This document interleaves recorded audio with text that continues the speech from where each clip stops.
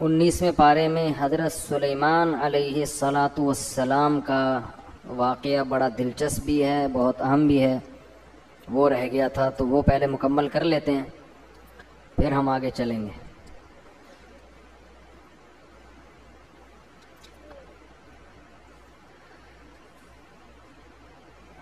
وَلَقَدْ آتَيْنَا دَاوُودَ وَسُلَيْمَانَ عِلْمًا، اللہ فرماتے ہیں کہ ہم نے داؤد اور سلیمان کو علم عطا کیا۔ اس علم سے دین اور دنیا دونوں علوم مراد ہیں، کیونکہ آگے جس علم کا تذکرہ آ رہا ہے وہ دنیا کا علم ہے، اور دین کا علم تو پیغمبروں کے پاس ویسے ہی ہوتا ہے۔ انہوں نے فرمایا یا ایھا الناس علمنا منطق الطیر، حضرت داؤد اور سلیمان نے لوگوں سے خطاب کیا اور کہنے لگے کہ لوگوں، اللہ نے ہمیں پرندوں کی بولیاں سکھائی ہیں۔ پرندوں کی جو کنورزیشن ہے نا آپس میں، جو ان کا لنک ہے، جس طرح سے بھی اللہ نے ہمیں وہ بھی سکھا دیا ہے۔ وَأُوتِينَا مِن كُلِّ شَيْءٍ، اور ہر چیز اللہ نے ہمیں دی ہے، یعنی حکومت کے جتنے اسباب اور وسائل تھے، دنیا کی ہر نعمت اللہ نے ہمیں عطا کر دی ہے۔ ان ھذا لہو الفضل المبین، یہ اللہ کا بہت بڑا واضح فضل ہے۔ مبین کا معنی واضح فضل ہے جو اللہ نے ہم پر کیا ہے۔ وَحُشِرَ لِسُلَيْمَانَ جُنُودُهُ مِنَ الْجِنِّ وَالْإِنسِ وَالطَّيْرِ فَهُمْ يُوزَعُونَ، قرآن کہتا ہے کہ حضرت سلیمان علیہ السلام کئی لشکر کی تیاری کر رہے ہیں جنگ میں جانے کے لیے، تو آپ نے اپنے لشکر میں تمام مخلوق کو، جو بھی آپ کی فوج میں تھی نا، سب کو جمع کیا، اس میں جنات بھی، اس میں انسان بھی، اور اس میں پرندے بھی۔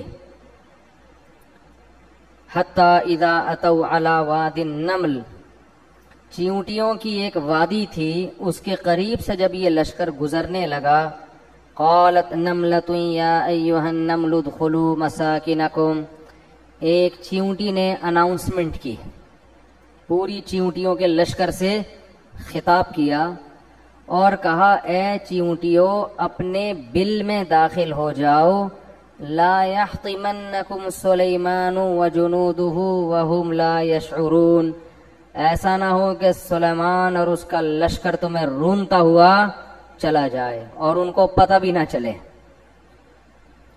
سمجھ میں آ رہی ہے بات؟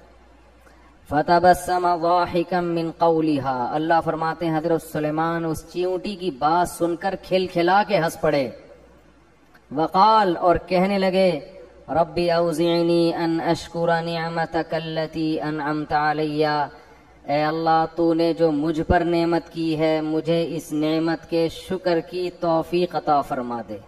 کتنا بڑا احسان کیا کہ چیونٹیوں کی آپس کی اناؤنسمنٹ اور ان کے لیڈر کا جو قوم سے خطاب ہے، وہ خطاب بھی میں سن بھی رہا ہوں اور سمجھ بھی رہا ہوں، تو مجھے اس نعمت پہ شکر کی توفیق عطا فرما دے۔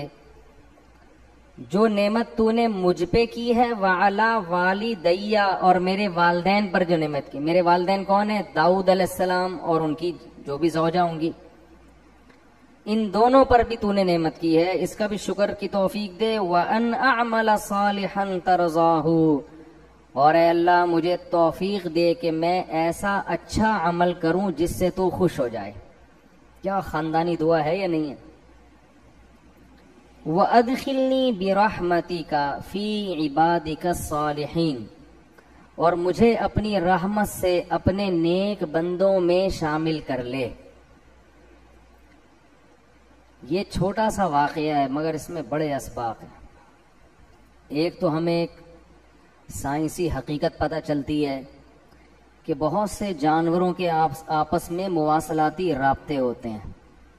اب یہ جو پرندوں کی بولی ہے یا چیونٹیوں کی بات ہے، یہ ضروری نہیں کہ وہ انگلش میں یا عربی میں یا اردو میں تقریر کر رہی ہوں، ہو سکتا ہے وہ بغیر آواز کے کوئی بات کر رہی ہوں، کوئی سگنل، کوئی میسج دے رہی ہوں۔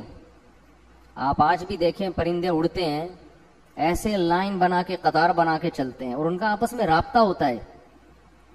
امریکہ میں ایک جنگل ہے جہاں سے تتلیاں ہزاروں کلومیٹر ہجرت کر کے دور جاتی ہیں. وہ حیران ہوتے ہیں کہ یہ اتنے کلومیٹر دور موسم کی تبدیلی میں وہاں، پھر وہاں سے پوری فوج یہاں آتی ہے، ان کا آپس میں رابطہ ہوتا ہے. بلکہ اب تو یہاں تک دریافت ہو گیا ہے کہ بعض جانور سمندر کے ایک کنارے پہ انڈے دے کے دوسرے کنارے پہ پہنچتے ہیں. ان جانوروں کا ان انڈوں سے جب بچے نکلتے ہیں نا، ان سے ان کا رابطہ ہوتا ہے. ہمارے ایک رشتہ دار وہ اس میں ہیں مرچنٹ نیوی میں، تو انہوں نے کہا کہ ایک دفعہ ہمارے جہاز پہ کچھ سائنسدان آئے.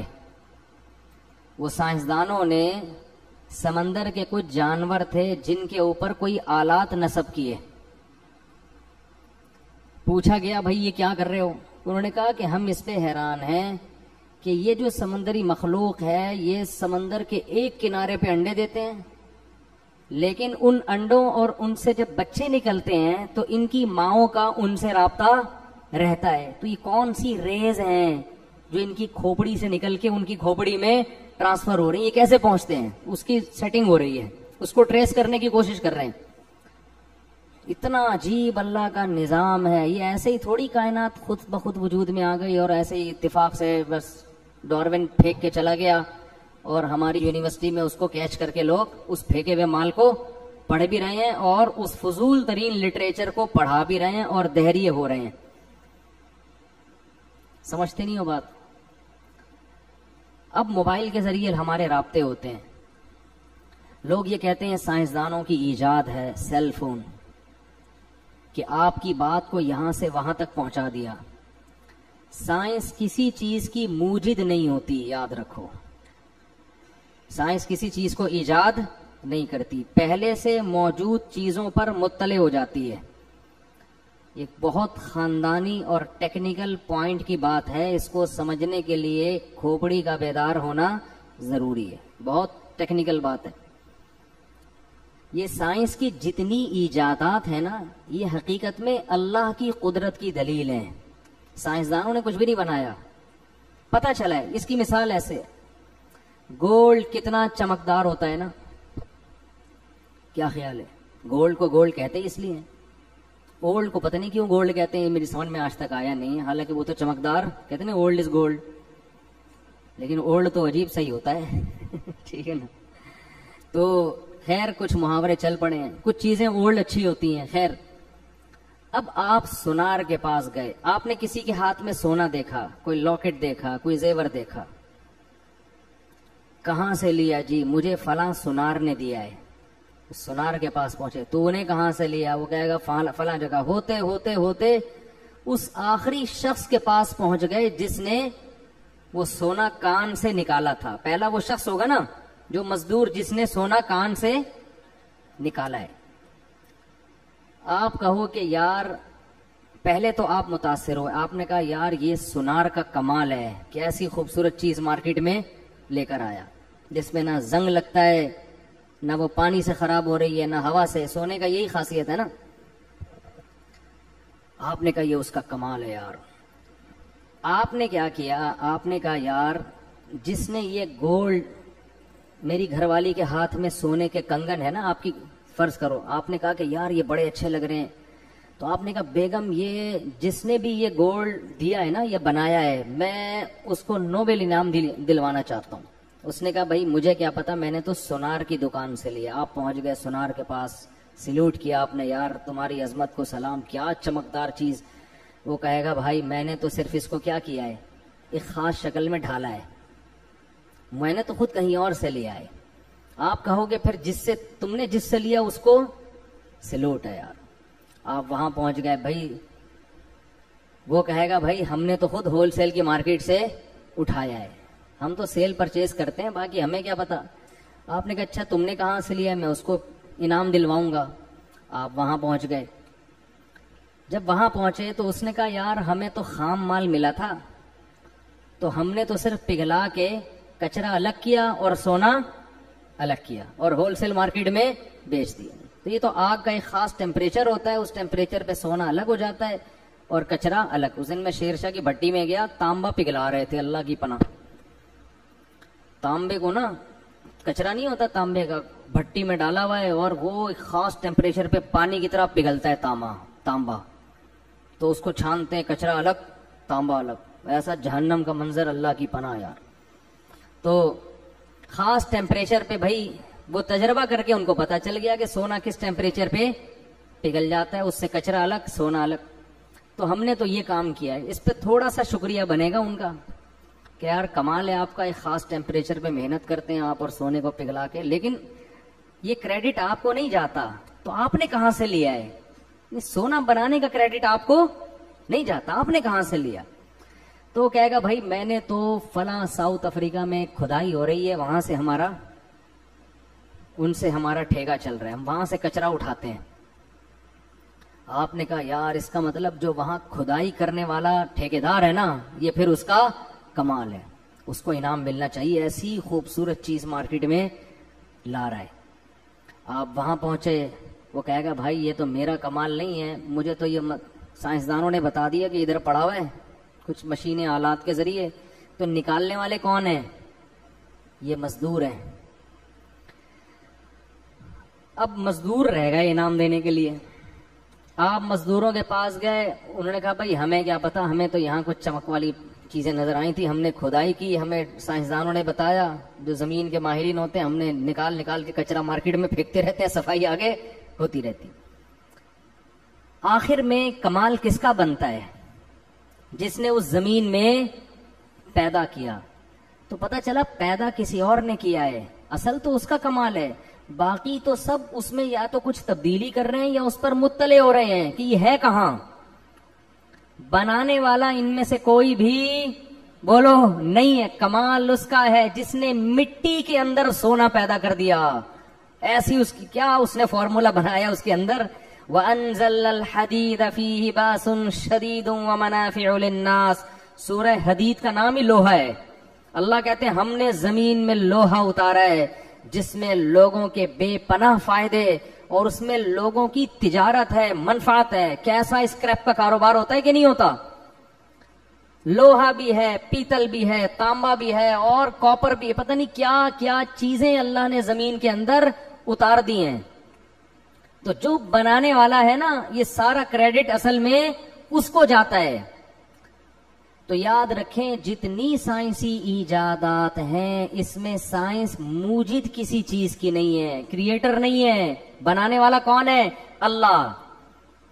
موبائل کی مثال لے لیں, سائنس صرف مطلع ہوتی ہے اللہ کی بنائی ہوئی چیز پہ.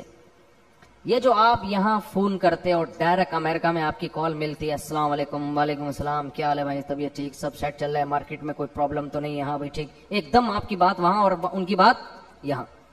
آپ بولتے ہیں یار سائنسدانوں کا کمال ہے. یہ کمال سے مجھے ایک لطیفہ ضرور یاد آتا ہے سائنس کے کمال سے. ایک آدمی ملتان جا رہا تھا ٹرین میں نا, ٹرین اوپر برتھ میں سو رہا تھا. وہ دیہاتی آدمی تھا, تو ٹرین وہاں جا کے رک گئی, وہ سوتا رہا, اس کو پتہ ہی نہیں چلا. ٹرین دھل دھلا کے واپس آ رہی ہے کراچی کی طرف. تو نیچے سیٹ پہ جو بندے بیٹھے ہوئے ہیں وہ اس کو نہیں پتا, وہ بیچارہ آنکھ ہی نہیں کھلی اس کی. اب جب ٹرین واپس آ رہی ہے تو وہ نیچے جھانک کے نیچے سیٹ والوں سے پوچھتا ہے کہاں جا رہے ہیں؟ انہوں نے کہا کراچی. کہتے ہیں سائنس کی ترقی ہے, ایک ہی ٹرین ہے, اوپر والی برتھ ملتان جا رہی ہے, نیچے والی سیٹ کراچی جا رہی ہے. سائنس کی ترقی ہے. یہ دن بھی ہمیں اپنی زندگی میں دیکھنا نصیب ہو. ایک ہی ٹرین میں اوپر والی برتھ ملتان, نیچے والی سیٹ کراچی. تو سائنس کی ترقی کا لفظ جب بھی میں زبان سے نکالتا ہوں نا, مجھے یہ ترقی یاد آتی ہے, یہ والی بھی یاد آتی ہے.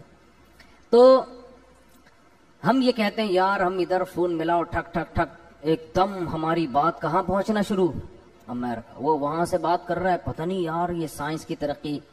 اصل میں اللہ نے یہ ریز پہلے سے پیدا کر کے خلا میں زمین میں چھوڑی ہوئی ہیں. یہ ریز پہلے سے موجود ہیں. اللہ کو پتا تھا کہ ایک وقت آبادی اتنی کثرت سے بڑھ جائے گی کہ ان میں جو کمیونیکیشن گیپ ہے وہ ختم کرنا ضروری ہوگا, اور اس ختم کرنے کے لیے زمین میں ریز چھوڑ دو. جیسے اللہ نے زمین کی رگوں میں پیٹرول چھوڑا ہے نا, سائنس نے پیٹرول ایجاد نہیں کیا, دریافت کیا ہے. تو ہماری جو گاڑیوں کے پہیے پیٹرول سے گھوم رہے ہیں، یہ اصل کمال سائنسدانوں کا نہیں ہے، اصل کمال اس خدا کا ہے جس نے زمین میں اس ایندھن کو پیدا کیا. اور یہ ایندھن پہلے دریافت نہیں ہوا تھا کیونکہ پہلے ضرورت نہیں تھی. قرآن کے الفاظ دیکھو، وَقَدَّرَ فِيهَا أَقْوَاتَهَا فِي أَرْبَعَةِ أَيَّامٍ. فرمایا جب ہم نے زمین کو بنایا اور انسان کو پیدا کرنے کا ارادہ کیا تو انسان کی پیدائش سے پہلے ہم نے زمین میں انسان کی بنیادی ضرورتوں کا اندازہ ٹھہرا لیا. ایک ایک لفظ بڑا قیمتی ہے اس آیت میں. کیا عجیب. قوت کہتے ہیں جو آپ کی زندگی کے بیسک لوازمات ہوتے ہیں، اس کو عربی میں کیا کہتے ہیں؟ بنیادی خوراک یا بنیادی لوازمات. اس کو کیا کہتے ہیں؟ قوت. اس کی جماعتی اقوات. قرآن یہ نہیں کہہ رہا کہ انسان کی بنیادی ضرورتیں ہم نے پہلے سے زمین میں پیدا کر دی. نا نا نا نا نا. پیدا کر دی ہوتی نا تو پھر پتہ ہے کیا ہوتا؟ آدم علیہ السلام جب دنیا میں آتے تو جتنی بنیادی ضرورت کی چیزیں ساری اللہ نکال کے ان کے سامنے رکھ دیتا. یہ گیس ہے بھائی، یہ پیٹرول ہے، یہ فلانا ہے، یہ موبائل فون ہے، یہ فلانا، سب چیزیں. فرمایا نہیں، قدرہ، اندازہ ٹھہرایا. مینجمنٹ ہوئی ہے. تقدیر کہتے ہیں مینجمنٹ، کہ کس وقت کس چیز کی ضرورت پڑے گی اس حساب سے وہ چیزیں اس کے اندر اس نے، بولو نا، رکھ دی، پیدا کر دی. جب حضرت آدم دنیا میں آئے تو کسی چیز کی ضرورت نہیں تھی، بس کھودو، زمین میں پودا لگاؤ، کھاؤ، ٹھیک ہے نا، اور کچھ نہیں چاہیے. جب آبادی بڑھے گی، پھڈے ہوں گے، اس میں لڑائیاں ہوں گی، اللہ نے لوہے کو، انسان ترقی کرتے کرتے کہاں تک پہنچ گیا؟ لوہے تک. اس نے لوہے کے ہتھیار بنانا شروع کیا، اس نے لوہے کے برتن بنانا شروع کیے، لوہے کی پلیٹیں بنانا شروع کی، لوہے کے تیر بنانے شروع کیے. اس نے آبادی بڑھنے لگی، لوگ ہجرت کر کے دور دور علاقوں میں جانے لگے. اب ان میں آپس میں رابطہ کیسے ہو؟ تو سمندر کی کشتیاں لوگوں نے بنانا شروع کی. زمین سے لوہے کو نکال کے لوہے کے جہاز بنانا شروع کر دیے. تو یہ سب چیزیں نا وقت کے ساتھ ساتھ. پھر آبادی جب بہت بڑھنا شروع ہوئی تو 150-200 سال سے بھی شاید زیادہ ہو گئے ہیں، مالتھس نامی ایک شخص آیا، اس نے یہ نظریہ پیش کیا کہ آبادی جتنی اسپیڈ سے بڑھ رہی ہے نا، وسائل اتنی اسپیڈ سے نہیں بڑھ رہے، لہذا 100 سال کے بعد زمین میں قحط پڑے گا اور اتنی غربت ہوگی کہ لوگ ایک دوسرے کا گوشت نوچ نوچ کے کھانا شروع کر دیں گے. یہ مالتھس کی تھیوری تھی. لہذا آبادی کو کیا کرو؟ بولو، روکو. مالتھس کی تھیوری کو گزرے ہوئے 150-200 سال ہو گئے.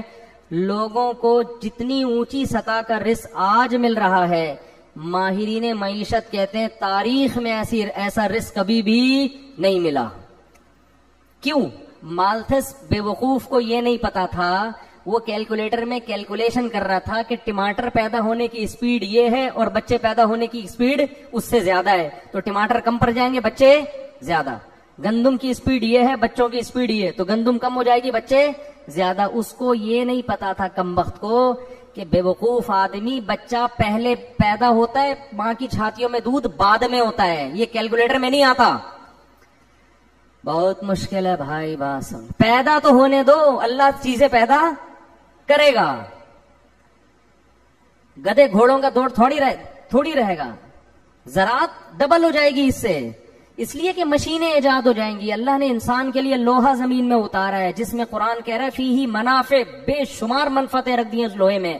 اس لوہے میں ایک منفعت یہ بھی تھی کہ جس اللہ نے انسان کو لوہا نکالنا سکھایا، جس اللہ نے انسان کو لوہا پگھلانا سکھایا، وہ اللہ انسان کو کیا ٹریکٹر بنانا نہیں سکھائے گا؟ کہ بھائی وہ مالتھس تو بات کر رہا ہے بیل سے جب ہل جوتے جاتے تھے، ٹھیک ہے نا، تو مشینیں ایجاد ہوں گی، اور مشینوں کو چلانے کے لیے یہ جنگل کی لکڑیاں نہیں چلائیں گی. زمین کی رگوں میں تیل دوڑ رہا ہے، اس تیل پر انسان مطلع ہوگا. اور پھر دمام میں آپ جا کے دیکھو کیسے کنٹینر لوڈ ہو رہے ہیں پیٹرول کے، ڈیزل کے. کبھی یہ منظر اپنی آنکھوں سے جا کے دیکھو، انسانی عقل حیران ہو جاتی ہے. اتنا تیل زمین سے نکل رہا ہے کہ اسے دیکھ کے آپ کہو گے انسان نے تو زمین کا تیل نکال دیا بھائی، ٹھیک ہے نا، زمین کی واٹ لگا دی ہے. لیکن زمین کو کچھ بھی نہیں ہو رہا. زمین نے اپنا سینہ کشادہ کیا ہوا ہے، نکالو، یہ اللہ نے تمہارے لیے پیدا کیا. اتنی رزق کی فراوانی، اتنی رزق کی فراوانی کہ ایجادات کرتے کرتے انسان تھک جاتا ہے مگر وہ ایجادات ختم ہونے کا نام نہیں لے رہی. تو اس لیے مالتھس کا وہ جو تھیوری تھی نا وہ بھی اب انتہائی بوسیدہ، اور ہماری یونیورسٹیوں میں کچرا جو مال بک رہا ہے نا، جس کو ہمارے پڑھے لکھے لوگ قبول کر رہے ہیں، جو قرآن و سنت کے بھی خلاف، مشاہدے کے بھی خلاف، وہ اس کچرا تھیوری کو پڑھ رہے ہیں، جس کو گورا بھی نہیں مانتا، جس کو گورا کہتا ہے یہ بکواس تھیوری تھی، اس کا نہ کوئی سر ہے نہ کوئی پیر ہے. اس پہ میں نے حوالوں کے ساتھ ایک دفعہ ایک بیان ریکارڈ کروایا تھا. گوروں کے ماہرین معیشت کے حوالے دیے تھے کہ پہلے زمانے میں جو معیشت کو مضبوط کرنے کی تھیوریز تھی نا، وہ سب کے سب وہ کیلکولیشن ساری غلط ہو چکی ہیں، وہ فارمولے چینج ہو چکے ہیں. خیر، تو اللہ تعالیٰ اصل میں کیا کرتا ہے؟ چیزوں کو پیدا کرتا ہے، انسان صرف مطلع ہوتا ہے. تو پتہ نہیں کیا کیا اور چیزیں ایسی رہ گئی ہیں جو ابھی ہم مطلع نہیں ہوئے ان کے اوپر.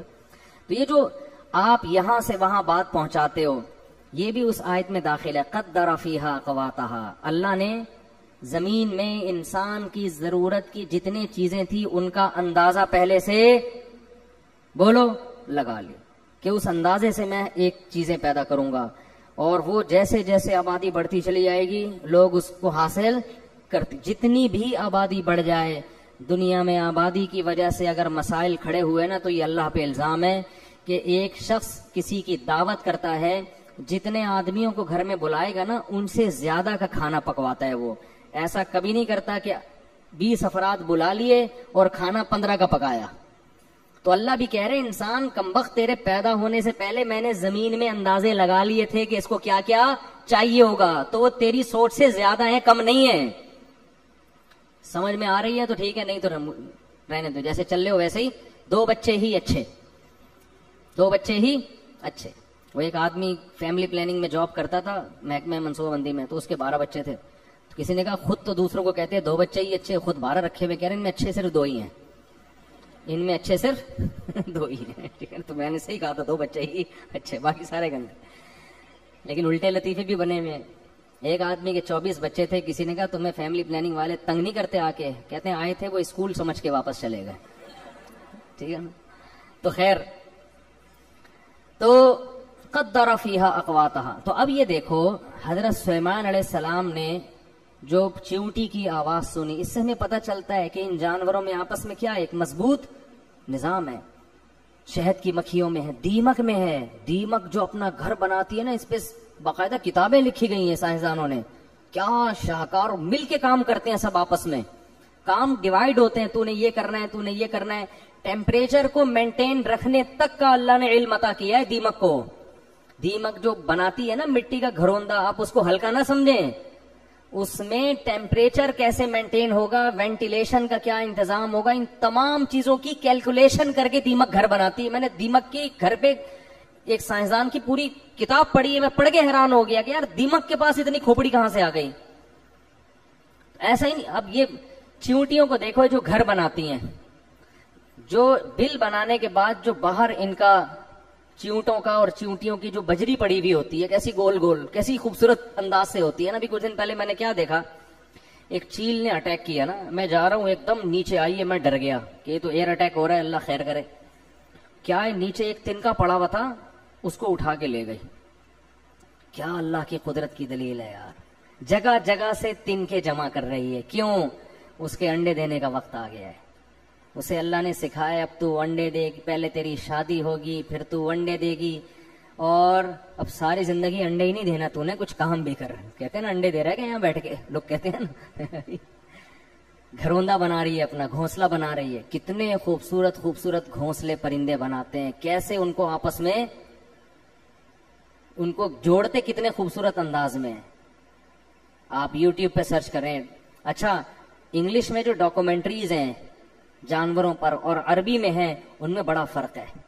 گورا جب ڈاکومنٹری بناتا ہے تو بس جانور کے بارے میں رپورٹ پیش کرتا ہے کہ دیکھو یہ کیسے بنا رہا ہے، کیا خوبصورت، اور یہ کیا نظام، اور کیسے اپنے بچوں کی حفاظت کر رہا ہے. بس اس میں اللہ کا کوئی تصور نہیں ہوتا. عرب جو ڈاکومنٹری بناتے ہیں نا، یہ اسی کو انگلش میں جب ٹرانسلیٹ کرتے ہیں گوروں کی بنی ہوئی، اس میں جگہ جگہ قرآن کی آیتیں لے کر آتے ہیں اور بتاتے ہیں کہ یہ کس کی قدرت کی دلیل ہے. تو بھائی جو بنانے، یہی تو کافر مسلم میں فرق ہے. کافر کو بنی ہوئی چیزوں سے دلچسپی ہے، بنانے والے سے کوئی سروکار نہیں ہے، اور مسلمان کو بنی ہوئی چیزوں سے اتنی دلچسپی نہیں ہے جتنی بنانے والے سے ہے۔ ذالکم اللہ ربکم خالق کل شیء، اللہ جب اپنی بنی ہوئی چیزوں کا قرآن میں تذکرہ کرتا ہے نا تو کئی جگہ قرآن میں آ کے کہتے ہیں ذالکم اللہ، یہ ہے تمہارا اللہ جو تمہارا رب ہے، یہ ہے، گویا ہاتھ سے اللہ اشارہ کر رہے ہیں یہ ہے رب۔ خالق کل شیء، جس نے ہر چیز کو بنایا۔ افمن یخلق کمن لا یخلق، بھلا جو بنانے والا ہے اس کا وہ درجہ ہو سکتا ہے جو نہیں بنانے والا ہے؟ بھائی بنی ہوئی چیزوں اور بنانے والوں کا کوئی فرق نہیں تمہاری نظر میں، ایک ہی جیسا مقام ہے۔ نہ نہ نہ، جو بنانے والا ہے وہ اصل ہے، بنی ہوئی چیزیں تو اس کی محتاج ہیں۔ تو حضرت سلیمان علیہ السلام کے اس واقعے میں بہت اسباق ہیں۔ ایک تو ہمیں یہ نالج پتا چلی کہ جانوروں کا آپس میں ایک بہت مضبوط لنک ہوتا ہے جس میں وہ ایک دوسرے کو اطلاع بھی دے رہے ہوتے ہیں۔ دوسری بات ہمیں اس واقعے میں یہ پتا چلی کہ چیونٹی یہ کہہ رہی ہے کہ سلیمان اور اس کا لشکر تمہیں رون ڈالے گا مگر ان کو پتہ بھی نہیں چلے گا۔ یہ جو پتہ بھی نہیں چلے گا نا، یہ بھی قرآن کے الفاظ لغو نہیں ہے، اس میں بھی حکمت ہے۔ کیا مطلب؟ پیغمبر جان کر یہ کام بولو نہیں کر سکتے۔ اس میں جانوروں پہ بھی ظلم سے روکا گیا ہے، اور یہ حدیث سے ثابت ہے۔ نبی صلی اللہ علیہ وسلم نے فرمایا کہ پچھلی امتوں میں ایک پیغمبر تھے جن کو ایک چیونٹی نے کاٹا تو انہوں نے ساری چیونٹیاں جلا دی، تو اللہ نے ان پر وحی کر کے تنبیہ کی کہ کاٹا ایک نے تھا، سزا آپ نے سب کو کیوں دی؟ اس سے پتا چلتا ہے کہ بلا وجہ چیونٹی مارنا بھی جائز، بول لو نا بھائی، نہیں ہے، خام خام ہے۔ ہاں گھر میں چیونٹیاں تنگ کر رہی ہیں تو وہ فنائل کا پوچھا ووچا لگا کے، وہ ایک الگ چیز ہے، وہ صفائی ستھرائی کے لیے، ایسا نہ ہو کہ ڈبے رکھ کے چیونٹیاں پالنا شروع کر دیں آپ بلا وجہ۔ یعنی وہ آپ کو گھر میں تو کیڑے مکوڑے تکلیف دیتے ہیں نا، لیکن تکلیف بھی نہیں دے رہے، خام خام جانور کو جا کے مارنا یہ اسلام میں جائز بولو نہیں۔ آپ صلی اللہ علیہ وسلم نے چڑیا کو مارنے سے منع کیا ہے، اجازت دی ہے جس نے چڑیا کو ذبح کر کے کھانا ہو، شکار کے لیے، کھانے کے لیے اسے مار رہے ہو تو ٹھیک ہے، خام خام نشانے بازی کے لیے ٹھیک نہیں ہے۔ میں تھائی لینڈ میں یا پتہ نہیں ملیشیا میں تھا، یہ سب چیزیں ہو رہی ہیں ہمارے معاشرے میں۔ وہاں میں نے ایک بندے کو مچھلی کا شکار کرتے ہوئے دیکھا، کہتے ہوئے بھی گھن آتی ہے، زندہ چھپکلی کانٹے میں لگائی ہوئی ہے، توبہ استغفر، تو چھپکلی سے ویسے ہی گھن بہت آتی ہے یار، زندہ چھپکلی، اور اس کو گھما کے پانی کے اندر ڈبوتا ہے، پھینکتا ہے، پھر وہ مچھلی آتی ہے تو کھینچتا ہے۔ میں نے کہا یار اس کو مار کے کر دو یہ کام، بول تو چھپکلیوں سے یہ کام لینا صحیح نہیں ہے، کچھ اور کر لے بھائی، تو گندا چھپکلی کوئی ایسی چیز ہے کچھ اور لگا لے۔ کہتے نہیں یہ جب ہلتی ہے نا تو ہلتی تو ہے، آپ کے دو مچھلیاں آپ زیادہ پکڑ لو گے اس سے، لیکن تکلیف کتنی دے رہے ہو آپ جانور کو یار، اس کے پھندا اٹکا ہوا ہے، پھر پانی میں ڈبو بھی رہے ہو، سانس گھٹتا ہے، پھر باہر مرنے بھی نہیں دے رہے اس کو، کیونکہ مر گئی تو مصلحت فوت ہو جائے گی۔ اس سے بڑا ظلم بعض لوگ یہ بھی کرتے ہیں کہ سمندر میں کانٹا لگا کے رات کو چھوڑ کے چلے گئے، صبح آ کے نکال لیا۔ اب رات کو جو مچھلی کانٹے میں پھنسی ہے، پوری رات اس کے جبڑے میں اس کانٹے، آپ ذرا اپنے جبڑے میں کانٹا گھسا کے دیکھو، آپ کو 2 منٹ میں اندازہ ہو جائے گا، ساری رات وہ کیا کرتی ہے، تڑپتی رہتی ہے۔ جال کا معاملہ الگ ہے، جال لگا کے چلے جاؤ اس سے کچھ نہیں ہوتا، کانٹا لگا کے آپ جائیں نہیں، جیسے ہی آئیے اس کو کھینچ کے باہر نکالیں۔ تو یہ سارے جانوروں پہ ظلم ہے جن کا قیامت کے دن حساب دینا پڑے گا۔ ہاں اس میں اعتدال کی راہ ہے کہ اب ایسا نہ ہو کہ چیونٹی مارنا ناجائز ہے تو اب دیکھ دیکھ کے چلنا شروع کر دیں کہ میرے پاؤں کے نیچے کہیں چیونٹی نہ آ جائے، اتنی تکلف کی ضرورت نہیں ہے۔ وَهُمْ لَا يَشْعُرُونَ، سلیمان علیہ السلام بھی دیکھ دیکھ کے نہیں چل رہے تھے لشکر میں کہ نیچے جو آ گیا تو آ گیا، تھوڑی اتنا کسی کے پاس۔ تو چیونٹیوں نے اسی وجہ سے کہا کہ بھائی سلیمان اور اس کا لشکر تمہیں رونتا ہوا نکل جائے گا اور ان کو پتہ بھی نہیں چلے گا۔ کہتے ایک روایت ہے، پتہ نہیں صحیح ہے ضعیف ہے، کہ حضرت سلیمان نے چیونٹی کو بلا کے پوچھا کہ تجھے پتہ ہے کہ میں پیغمبر ہوں اور پیغمبر کسی پہ ظلم نہیں کرتا، تو میرے بارے میں کیسے بدگمان ہو گئی کہ میں رونتا ہوا چلا جاؤں گا؟ تو چیونٹی نے کہا کہ سلیمان آپ تو بڑے سمجھدار ہیں، آپ کو پتہ نہیں میں نے وہم لا یشعرون بھی کہا ہے کہ ان کو پتہ نہیں چلے گا، ٹھیک ہے نا؟ چیونٹی کے بارے میں کس کو پتہ چلتا ہے؟ تو خیر سلیمان علیہ السلام قرآن کہتا ہے فتبسم ضاحکا من قولها، کھلکھلا کے ہنسے اس کی بات. تو میں جلدی نقطے بیان کرتا. پہلا نقطہ ہمیں پتہ چلتا ہے کہ جانوروں کا آپس میں رابطہ ہوتا ہے، بڑا عجیب اللہ کا بنایا ہوا نظام ہے. دوسرا ہمیں یہ پتہ چلتا ہے کہ جانور پہ بھی ظلم کرنا ناجائز ہے. تبھی چیونٹی نے کہا ان کو پتہ نہیں چلے گا، یعنی وہ گویا یہ اقرار کر رہی ہے، پتہ چل جائے تو صحیح سائڈ سے گزر جائیں. اور تیسرا ہمیں اس سے یہ بھی پتہ چلتا ہے کہ اللہ جب کسی کو کوئی نعمت دے تو فوراً دعا کرنی چاہیے. حضرت سلیمان علیہ السلام نے اس نعمت پہ فخر نہیں کیا بلکہ فوراً اللہ کا شکر ادا کیا. کوئی بھی نعمت ہو فوراً اللہ کی طرف منسوب، میرے اللہ کا کب. غیر مسلم یہ نہیں کرتا، مسلمان کیا کرتا ہے؟ اللہ کی طرف. اور چوتھا کام حضرت سلیمان نے کیا کیا کہ نعمت کے ملنے سے بگڑنے کا خطرہ زیادہ ہوتا ہے، نعمت کے چھننے پہ بگڑنے کا خطرہ زیادہ نہیں ہوتا. غموں میں اللہ یاد آتا ہے، نعمتوں میں یاد نہیں آتا. تو حضرت سلیمان اللہ سے دعا کر رہے ہیں کہ اللہ تو نے مجھے نعمتیں تو دے دی، کیسی کیسی کہ چیونٹیوں کی باتیں سن رہا ہوں میں، مجھے خطرہ اس بات کا ہے کہ کہیں میں ناشکرانہ بن جاؤں، کہیں میں خود پسندی میں، عجب میں، تکبر میں مبتلا نہ ہو جاؤں. تو میں تجھ سے دعا مانگتا ہوں اوزعنی ان اشکر نعمتک، کہ تو مجھے توفیق دے کہ میں شکر بھی کروں اس کا. جو اللہ والے لوگ ہوتے ہیں ان کو نعمت ملنے پر اتنی خوشی نہیں ہوتی، ان کو اس بات کی خوشی زیادہ ہوتی ہے کہ اس کے شکر کی توفیق ملے. کیونکہ نعمت ملنے کے بعد اگر شکر کی توفیق نہیں مل رہی تو یہ نعمت نہیں ہے، یہ الٹا عذاب ہے اللہ کا. تو اس لیے نا جب بھی کوئی نعمت ملے بار بار اے اللہ مجھے شاکر بنا، یہ زیادہ بڑی نعمت ہے. دیکھو کسی کو تھوڑی نعمت ملی، شکر کی توفیق مل گئی، یہ زیادہ خوش قسمت ہے اس شخص سے جس کو نعمتیں زیادہ ملیں مگر شکر کی توفیق نہیں مل رہی. اور شکر پتہ ہے کسے کہتے ہیں؟ نافرمانی نہ ہو. شکر کا مطلب یہ نہیں کہ بس الحمدللہ ماشاءاللہ کہہ دیا. شکر کا مطلب وہ نعمتوں کو استعمال کر کے انسان گناہ نہ کرے، یہ شکر کا سب سے پہلا درجہ ہے. تو جب بھی نعمتیں ملیں اور ہم سب کو ملی ہوئی ہیں تو اللہ سے دعا مانگنی چاہیے اللہ مجھے اس کی شکر کی توفیق دے. کیا مطلب؟ مجھے گناہ کرنے سے بچا لے، ایسا نہ ہو میں تیری نافرمانی میں لگ جاؤں. ایک بات. تیسری بات ہمیں اب نمبر خود ہی لگائیں، پتہ نہیں تیسرا نمبر ہے چوتھا نمبر ہے، مجھے صرف چلو ابھی زیادہ ہو جائے گی پھر. تو چوتھی کیا؟ اپنے ساتھ اپنے والدین کو بھی شریک کیا. وعلی والدیہ،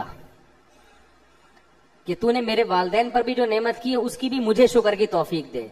اس میں یہ بتایا کہ انسان کا اپنے والدین سے اتنا قریبی رشتہ ہوتا ہے کہ ان پر نعمت گویا آپ پر، یعنی ان کی خوشی میں آپ کو خوشی ہونی چاہیے.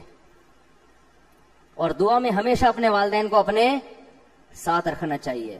اور پھر آگے کیا کہہ رہے ہیں؟ وَأَنْ أَعْمَلَ صَالِحًا تَرْضَاهُ، ایسا نہ ہو کہ ان نعمتوں میں پڑھ کر تجھے بھول جاؤں، مجھے ایسے اچھے عمل کی توفیق دے جس سے تو خوش رہے مجھ سے. اصل میرا مسئلہ کیا ہے؟ ایسا نہ ہو تو ناراض ہو جائے مجھ سے. دیکھو آج ہم نعمتوں کے سمندر میں ڈوبے ہوئے ہیں لیکن ہم لوگوں کی یہ کیفیت نہیں ہے. نعمت سے زیادہ فکر ہو کہ اللہ سے تعلق اور زیادہ قوی ہو اور شکر کی توفیق ملے، گناہ سے بچنے کی توفیق ملے، یہ بہت بڑی نعمت ہے. اور ادخلنی برحمتک فی عبادک الصالحین، یہ تو سب سے خاندانی بات، یہ بڑی خاندانی بات ہے، اس کو سمجھنے کی ضرورت ہے. اس فرقواریت کے دور میں اس وقت حضرت سلیمان سے افضل دنیا میں کوئی بھی نہیں تھا. حضرت سلیمان اور داؤد سے افضل، اور اتنے معجزے ان کو مل رہے ہیں، اسی لیے نا کہ افضل تھے سب سے. لیکن دعا کیا کر رہے ہیں؟ دعا کے آخر میں کہہ رہے ہیں اے اللہ مجھے اپنے نیک بندوں میں داخل کر دے. یہ تواضع ہے کہ میری کیا حیثیت، بہت سے تیرے نیک بندے دنیا میں ہیں، مجھے بھی ان میں سے ایک ادنا فرد بنا لے. آج تھوڑی سی کوئی علم کی بات سیکھ لے، ایسا فنٹر بنتا ہے کہ اپنا چینل کھول کے ساری دنیا کو برا بھلا کہنا اور یہ امیج بنانا کہ میرے سے بڑا فنٹر دنیا میں کوئی ہے ہی نہیں ہے، میں آ گیا ہوں، اب میں لوگوں کو بتاؤں گا کہ صحیح کیا ہے غلط کیا. اس سے پہلے دنیا اندھیروں میں ڈوبی ہوئی تھی، سارے بزرگ غلط، سارے علماء غلط، سارے مفتی غلط، سارے وہ میں ہوں، میں بتاؤں گا کیا ہے. اصل تو کون ہے؟ یہ خود اس کی علامت ہوتی ہے کہ یہ بندہ ٹھیک نہیں ہے. جو ٹھیک ہوتا ہے نا وہ کہتا ہے کہ بھائی مجھ سے بڑے بڑے لوگ، نیک لوگ دنیا میں موجود ہیں، اے اللہ تو مجھے بھی انہی میں سے ایک فرد بنا لے۔ ادخلنی برحمتی کا، اے اللہ اپنی رحمت سے بنا۔ کیا مطلب؟ میرا عمل اس قابل نہیں ہے کہ میں نیک لوگوں میں شامل ہو جاؤں، عمل تو میرا ایسا ہے کہ مجھے الگ سے سزا ملے۔ جیسے امام ابو حنیفہ نے سورہ یاسین کی ایک آیت میں پوری رات گزار دی، قیامت کے دن اعلان ہوگا، سورہ یاسین میں آتا ہے وَامْتَازُوا الْيَوْمَ أَيُّهَا الْمُجْرِمُونَ، اے مجرموں آج کے تم نیک لوگوں سے، آج کے دن تم نیک لوگوں سے الگ ہو جاؤ۔ تو امام حنیفہ رحمہ اللہ پوری رات یہ آیت پڑھ کے روتے رہے کہ پتہ نہیں اس وقت میرا حال کیا ہوگا جب اللہ اعلان کرے گا نا کہ اے مجرموں، دنیا میں تو سب ایک ساتھ رہتے ہیں نا، نیک برے سب ایک ہی دسترخوان پہ بیٹھے ہوتے ہیں، دفتروں میں سب ایک ساتھ جاب کر رہے ہیں، ہر جگہ ایک ساتھ، گھر میں ایک بیٹا نیک ہے ایک برا ہے، لیکن قیامت کے دن اعلان ہوگا کہ اے مجرموں آج تم نیک لوگوں سے الگ ہو جاؤ، نیک لوگوں کے ساتھ تمہیں نہیں ٹھکانہ ملے گا آج۔ تو وہ روتے رہ کے اس دن یہ پتہ نہیں ہمارا شمار ہوگا کس میں، تو نیک تھے نا، ان کو فکر تھی۔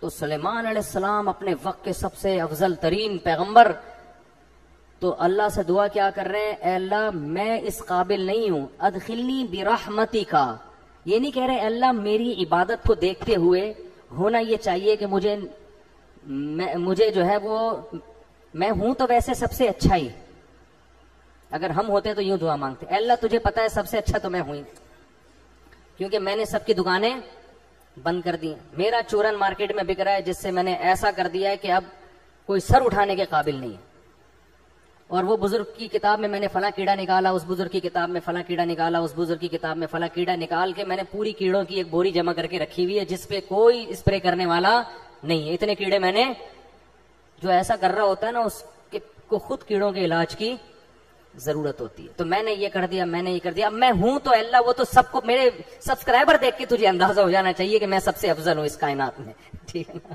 میرا واچنگ ٹائم ہے اللہ یوٹیوب پہ دیکھ کے تجھے پتہ چل جانا چاہیے کہ وہ تو میں ہوں ہی، تعارف کا میں کسی محتاج نہیں ہوں، ٹھیک ہے، یہ ہم لوگ کی سوچ ہے، اوپر سے تواضع کر رہے ہوتے ہیں، خاکسار۔ ہمارے حضرت فرمایا کرتے تھے جو زیادہ تواضع کر رہا ہوں نا اپنے آپ کو کہ میں خاکسار، میں تو احقر، تو اس سے کہو ہاں تم سب سے حقیر آدمی ہو، تو ایسا غضبناک ہوگا نا۔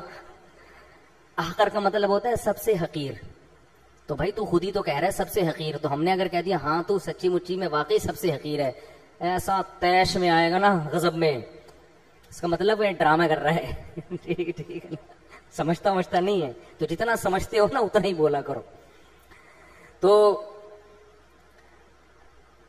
تو ہم ہوتے تو ہم کیا کہتے، اللہ میں تو ہوں سب سے افضل، اور میری نیکیاں بھی اور اتنے معجزے بھی مجھے تو نے دیے ہیں، تو ایسا کر تو یہ جتنے نیک لوگ ہیں نا، ایک تو یہ ہے نہیں نیک، ڈرامے باز ہیں، ان کو تو سچی مچی کا نیک بنا دے اور ان کو بھی میری فہرست میں شامل کر لے، جیسا میں ہوں ان کو بھی تو ہدایت عطا فرما۔ ہم ہوتے تو شاید یہ بولتے۔ سلیمان علیہ السلام سب سے افضل پیغمبر، علم میں بھی انتہا کو، معجزے بھی انتہا کو، قرآن کیسے ان کی تعریفیں کر رہا ہے، اور ایسے معجزوں کے بعد بھی اترا نہیں رہے ہیں کہ لوگوں سے فخر سے کہہ رہے ہیں، اگر لوگوں سے کہہ بھی رہے ہیں تو بطور شکر کے کہ لوگوں اللہ نے ہم پہ فضل کیا ہے، اترانے کے لیے، تکبر کے لیے نہیں۔ اور کیا انداز ہے کہ نعمت ملنے کے بعد تکبر کرنے کے بجائے اللہ سے دعا مانگ رہے ہیں کہ اے اللہ تو نعمت کے شکر کی توفیق دے دے اور نیک عمل کی توفیق دے دے، یہ دعائیں مانگ رہے ہیں، اور پھر اپنی رحمت سے، میرا عمل نہیں ہے، ادخلنی برحمتک فی عبادک الصالحین، اے اللہ اپنی رحمت سے اپنے نیک بندوں کی فہرست میں مجھے بھی شامل کر لے۔ یہ ادا اللہ کو پسند ہے، لیکن آج کل مارکیٹ میں یہ ادا شارٹ ہوتی جا رہی ہے۔ ہمارے والد صاحب اللہ ان کی مغفرت فرمائے بڑی اچھی بات کہتے تھے، بیان کرتے تھے نا، کہتے تھے کہ جو شخص تھوڑی بہت نماز تہجد پڑھ لے نا آج، اس کو اپنے بارے میں وہم ہونے لگتا ہے کہ امام مہدی میں ہی ہوں۔ حقیقت خطرہ ہوتا ہے کہ امام مہدی میں ہی ہوں، وہ واقعی سچی مچی کا وہم ہوتا ہے۔ والد صاحب کے پاس ایک شخص آیا مسجد میں نا، بہت عبادت کرتا تھا ہماری مسجد میں، صبح کا کوئی وظیفہ، بہت عبادت گزار تھا، تو میرے والد صاحب نے ہمیں خود بتایا، کہیں بیان کر رہے تھے ہم بھی بیٹھے ہوئے تھے، تو کہنے لگے، بندہ آیا میرے پاس، مجھے کہنے لگا کہ حافظ صاحب، ہمارے والد صاحب کو لوگ حافظ صاحب کہتے تھے، حافظ صاحب آپ سے مجھے ایک چھاؤں میں آ کے بات کرنی ہے. چھاؤں کا لفظ تو میں کہہ رہا ہوں, سائڈ پہ نا کوئی بات کرنی ہے. تو والد صاحب نے کہا بھائی بات کرو. تو وہ والد صاحب کہتے ہیں مجھ سے کہنے لگا مجھے کچھ ایسی بشارتیں مل رہی ہیں کہ امام مہدی شاید میں ہی ہوں. تو والد صاحب کہتے ہیں میں نے اس کے کان میں کہا کہ بس یہ میرے اور آپ کا معاملہ ہے, کسی تیسرے کو بتایا نا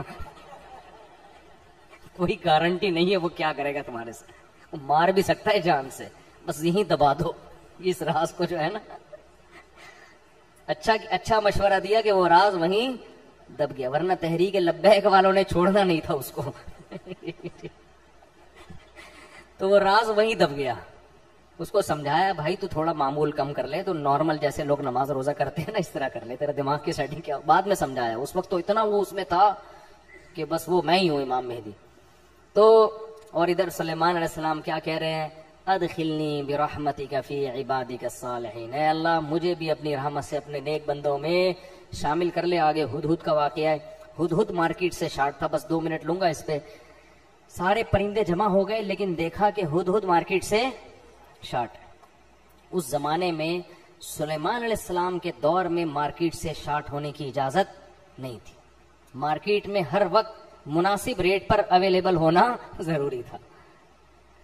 تو فرمایا ما لی الا اری الہدہد, مجھے کیا ہو گیا کہ مجھے ہدہد نظر نہیں آ رہا.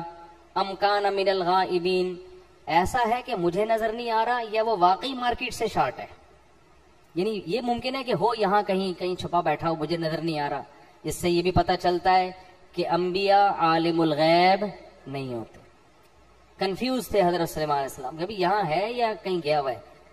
پھر فرمانے لگے لأعذبنہ عذابا شدیدا, میری پرمیشن کے بغیر کیسے چلا گیا, میں اس کو پتہ چل گیا نا کہ نہیں ہے, سخت ترین عذاب دوں گا. او لأذبحنہ, یا اس کو ذبح کر دوں گا میں.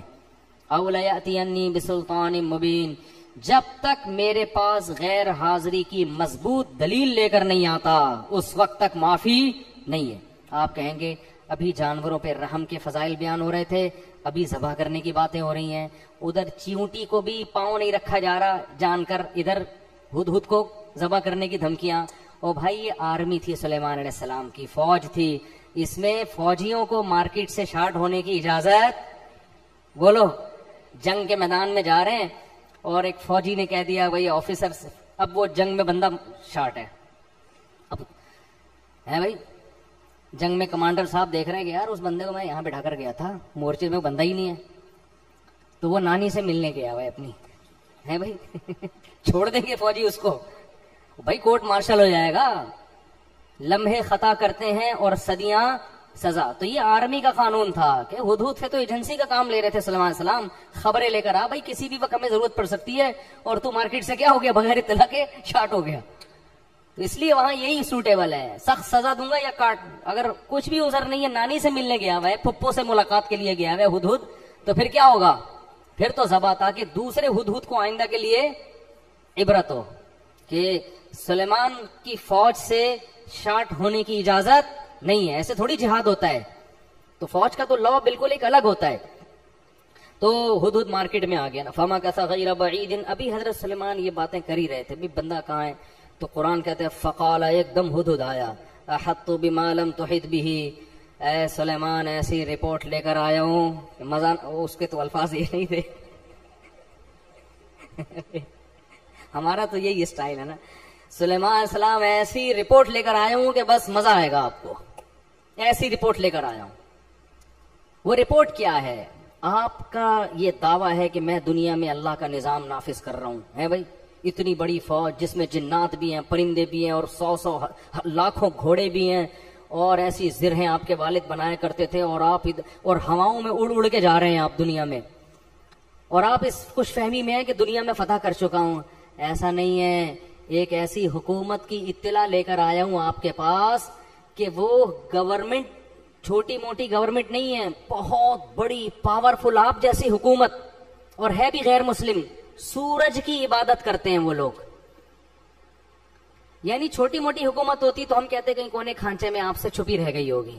ہو جاتا ہے چھوٹے موٹے گاؤں تو گوگل بھی ٹریس نہیں کر پاتا نا, گوگل ٹھیک ہے نا, سیٹلائٹ سیاروں سے اوجھل ہو جاتے ہیں. پوری ایک ریاست ہی آپ کی نظر سے اوجھل ہو, تو یہ تو بہت بڑی ہم سب کے لیے شرمندگی کی بات ہے.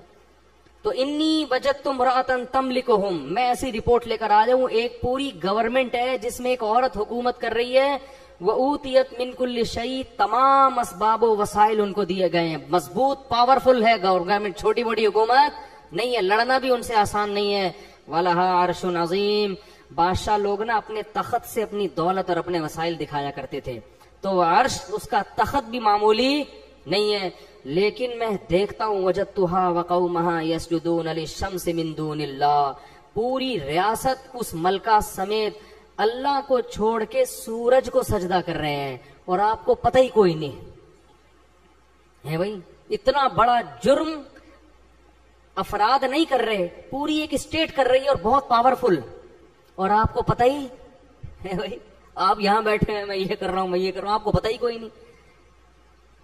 مولانا مظہور چنیوٹی صاحب نے جب یہ ربوہ کا نام چینج کروائے نا، تو جامعہ آئے تو ہم نے حضرت سے پوچھا کہ حضرت کیا ہوا؟ فرمایا کہ ادھر مٹھیائیاں بٹ رہی ہیں چنیوٹ میں اور آپ کو پتہ ہی کوئی نہیں۔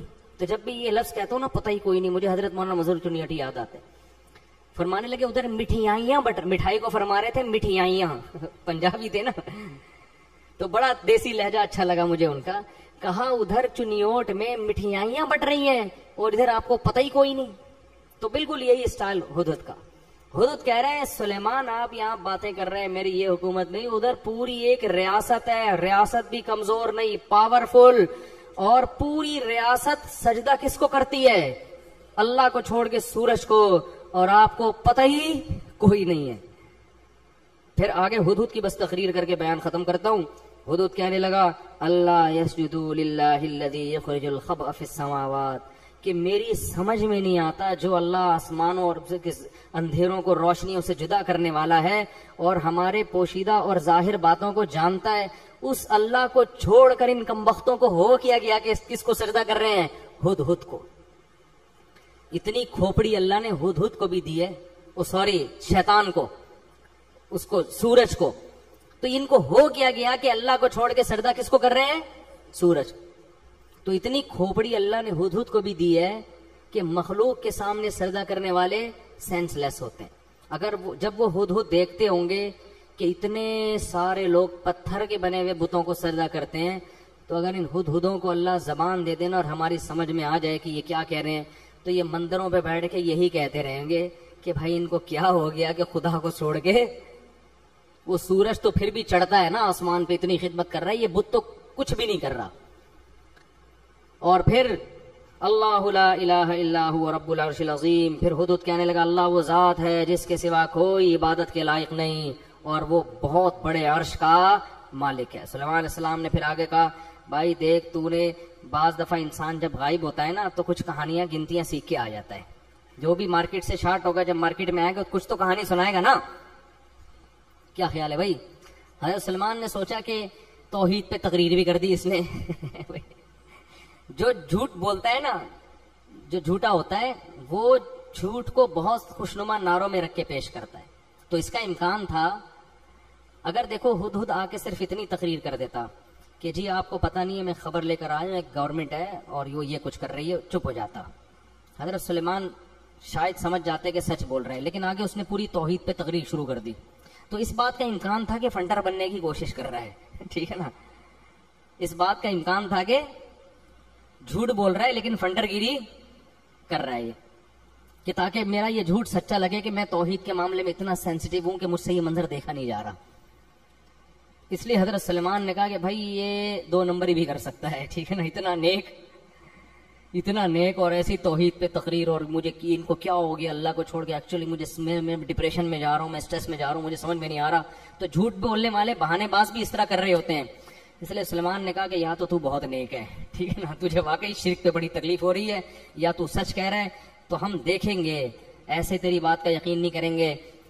سننظر اصدقت ام کنت من الکاذبین، ابھی ہم تحقیق کریں گے کہ تو سچ کہہ رہا ہے یا تو جھوٹ کہہ رہا ہے، اور پھر یہ خط لے کے جا ملکہ سبا سے، ذرا اس کا جواب لے کر۔ ان کو پتا تھا یہ خط تھوڑی لکھ سکتا ہے، نہ پڑھ سکتا ہے۔ اس سے یہ بھی پتہ چلتا ہے کہ دنیا کی کوئی بھی حکومت ہو، فوج ہو، اس کو خفیہ ایجنسیوں کی بہرحال ضرورت پڑتی ہے جو رپورٹیں لا کے پیش کریں۔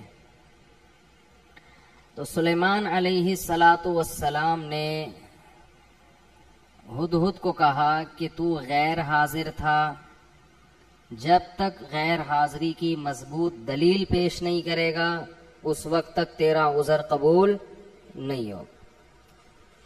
اور اس کو پرچہ پکڑا دیا کہ ملکہ سبا جس کے بارے میں تیرا یہ دعویٰ ہے کہ اس کی ایک بہت بڑی حکومت ہے اور بہت شاندار جاندار حکومت، اور وہ اللہ کو چھوڑ کر سورج کو سجدہ کرتے ہیں، تو میرا یہ خط ہے، یہ ملکہ سبا کو لے جا کے پکڑا دے اور دیکھتے ہیں وہاں سے جواب کیا آتا ہے. اسی سے اندازہ ہو جائے گا کہ یہ واقعی سچ کہہ رہا ہے یا جھوٹ. ہدہد نے لے جا کے وہ ملکہ سبا کو پکڑا دیا. پہلے زمانے میں پرندوں کے ذریعے خط و کتابت ہوتی تھی، اس کے لیے پرندے استعمال ہوتے تھے. پرندوں کو سدھایا جا سکتا ہے، بعض پرندوں کو، ہر ایک پرندے کو نہیں. اچھا یہ جو ہدہد جس کو آج ہم ہدہد کہتے ہیں، یہ وہ والا ہدہد نہیں ہے، کچھ نام چینج ہو گئے ہیں. تو حضرت سلیمان علیہ السلام نے خط لکھا، انہو من سلیمان، پہلے نام لکھا، یہ کس کی طرف سے ہے؟ سلیمان کی طرف سے.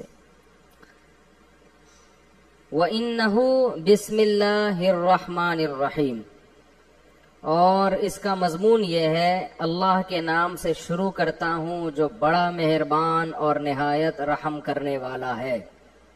بڑی جان ہے اس کلمے میں. آج لوگ تحریر سے پہلے بسم اللہ نہیں لکھتے، یا تو 786 لکھ دیتے ہیں، یا لکھتے ہی نہیں کہ کہیں پیپر گر گیا تو بے ادبی نہ ہو جائے. یہ وہمی ہونے کی علامت ہوتی ہے. اتنا زیادہ ادب تمیز کہ آپ کوئی کام ہی چھوڑ دیں، پھر تو کہیں بھی نہیں لکھنا چاہیے، پھر تو قرآن میں بھی نہیں لکھنا چاہیے. کئی بعض دفعہ قرآن انسان کے ہاتھ سے غلطی سے گر جاتا ہے، اللہ تعالیٰ حفاظت میں رکھے. تو اتنا زیادہ نہیں مسلط کرنا چاہیے اپنے آپ کو، اپنے اوپر ان چیزوں کو. ادب ایک حد تک ہو تو ٹھیک ہے، اس سے آگے بڑھے گا تو ٹینشن کے علاوہ کچھ بھی حاصل نہیں ہوگا. آج کسی نے بتایا کہ میں واش روم میں جب پیشاب کر کے فارغ ہوتا ہوں کمبورڈ میں تو چھینٹیں پڑتی ہیں، تو اس میں پوری ڈیٹیل پیش کی تھی. پانی زیادہ ہو تو پیشاب کی مقدار کم ہو تو پھر چھینٹوں کا کیا حکم ہے، پانی کم ہو پیشاب زیادہ ہو پھر چھینٹوں کا کیا حکم ہے، چھینٹوں کی تعداد اتنی ہو تو کیا ہے، پوری رپورٹیں. میں نے بولا بھائی تو استنجا کر کے پتلی گلی سے نکل جائے کر، تھوڑا احتیاط کرو گے چھینٹیں نہ پڑیں، باقی اتنا رپورٹ پیش کرنے کی ضرورت نہیں ہے. پتلی گلیاں کیوں بنائی جاتی ہیں بھائی؟ اس لیے تو بنائی جاتی ہیں بھائی اگلے نے بھی انتظار کر رہا ہے، وہ باہر کھڑا ہوا، اس کی چھینٹوں کا اس کا تو سب کچھ حساب کتاب جو ہے نا وہ اس کی پینٹ میں ہو جائے گا تمہاری چھینٹوں کے چکر میں. تو مسلط کر لیتے ہیں اپنے اوپر. تو بعض لوگ ادب تمیز کو مسلط کر لیتے ہیں بہت زیادہ. اب دیکھو اگلی صف میں لوگ قرآن پڑھتے ہیں، مسجد میں پچھلی صف میں قرآن ہی نہیں پڑھتے بیٹھ کے، اس لیے کہ وہ کہتے ہیں اگلے والے کی پیٹھ ہو رہی ہے. کچھ نہیں ہوتا بھائی، اگر ہو رہی ہے تو اب یہ تھوڑی کہ وضو خانے تک کوئی قرآن ہی نہیں پڑھ سکتا بیٹھ کے. تو یہ تو مجبوری ہے، جب صفوں میں بیٹھیں گے تو پشت سے بچنا ممکن نہیں ہے، تو کوئی مسئلہ نہیں ہے. اگلی صف میں بھی لوگ قرآن لے کے بیٹھ جائیں، پچھلی صف میں بھی بیٹھ جائیں لوگ لے کے، اس بہانے تلاوت تو کریں گے نا. ہاں جان جان کر بے ادبی کرنا یا وہ طریقہ اختیار کرنا جس میں واضح توہین ہو، یہ جائز نہیں ہے. تو ہمارے ہاں عربوں میں ایسا ہوتا ہے کہ پچھلی صفوں میں بھی لوگ قرآن پڑھتے ہیں، ادھر انڈیا پاکستان میں ہوتا ہی نہیں ہے، قرآن کی تلاوت ہی نہیں ہوتی مسجدوں میں اس چکر میں. اچھا تو حضرت سلیمان علیہ السلام نے خط لکھا، بسم اللہ الرحمن الرحیم، اللہ کے نام سے جو بڑا مہربان اور نہایت رحم کر. کیا جان پیدا ہو جاتی ہے اس سے آپ کی تحریر میں. اور آگے مضمون دیکھو، اللہ تعالو علیہ. بات یہ ہے سرکشی مت کرو، وَأَتُونِي مسلمین، فرما بردار بن کے چلی آؤ، بس دیٹس آل. آگے اپنے سائن یا اسٹیمپ جو بھی ہوگی، اتنی سی بات. ٹھیک ہے نا. میں نے اس دن بیان کیا تھا نا کہ زیادہ بولنا کس کی علامت ہے؟ فالٹ کی. تو سلیمان علیہ السلام نے ٹو دا پوائنٹ بات کی ہے. اب سوال پیدا ہوتا ہے بھائی یہ کیا دھمکی ہو گئی یار، بیٹھے بیٹھے کسی کو بھی دھمکی لگا دو. ان کی پوری گورنمنٹ ہے، پوری ریاست ہے، پورا ایک کنٹری چلا رہے ہیں، اور آپ ان سے کہہ رہے ہو کہ انسان کے بچے بن کے چلے آؤ، چھوڑ دو گورنمنٹ، اپنی حکومت چھوڑ دو. اصل میں سلیمان علیہ السلام نے بسم اللہ الرحمن الرحیم کے لفظ میں میسج دے دیا تھا کہ زمین پہ حکومت کا جو اصل حق ہے وہ اللہ کو ہے، اور نظام کس کا چلے گا؟ اللہ کا۔ اس کے علاوہ کسی کو زمین پر حکومت کا حق حاصل نہیں ہے۔ ہاں، طاقت کے بل بوتے پر کوئی غلبہ حاصل کر لے تو سامنے والے میں اگر طاقت نہیں ہے تو صبر کرے، لیکن سلیمان علیہ السلام میں پاور تھی تو ان کے ہاں سے طاقت کے زور سے اسلام پھیلائے، تو کفر کس زور سے پھیلائے؟ کیا وہ جلیبیاں کھلا کے پھیلائے، لڈو کھلا کے پھیلائے؟ دنیا میں جتنی حکومتیں بنی ہیں طاقت کے زور سے ہی بنی ہیں۔ ہندوستان میں مہاراجے آئے، انہوں نے لڑ کے علاقوں پہ قبضے کیے، امریکہ دریافت ہوا تو لڑائیاں ہوئی ہیں، کالوں کو مارا ہے، آسٹریلیا میں تو کالوں کو، لاکھوں کالوں کو ایسے مارا ہے بندوقوں سے جیسے ہم ہرن کا شکار کرتے ہیں، اس طرح سے مارا ہے۔ دنیا میں کہیں بھی کوئی گورنمنٹ پاور کے بغیر نہیں بنی ہے۔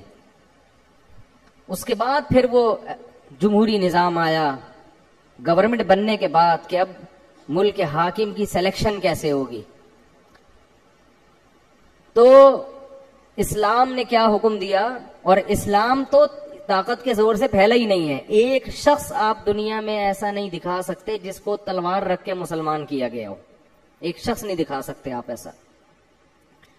تو سلیمان علیہ السلام نے کے پاس چونکہ پاور تھی نا، جب آپ کے پاس پاور ہوتی ہے تو آپ زیادہ لمبی چوڑی باتیں نہیں کرتے۔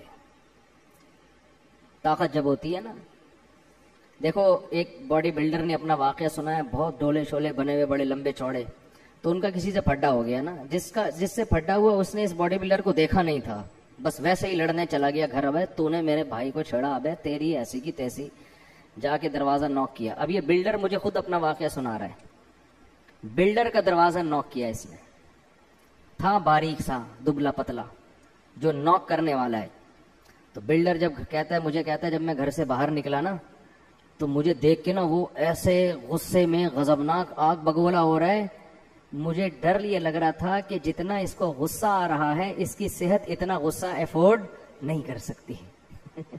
یہ تو میرے الفاظ ہیں، یہ انہوں نے تو کچھ اور کہا تھا، یعنی اس کی تعبیر میں کر رہا ہوں اپنے الفاظ میں کہ اس کی جو صحت ہے یہ اتنا غصہ افورڈ نہیں کر سکتی۔ تو کہہ رہے وہ ایسے یوں چل رہا تھا تو مجھے ہنسی آ گئی، مجھے لگا کہ یہ تو یہیں کہیں پگھل نہ جائے بھائی غصے سے۔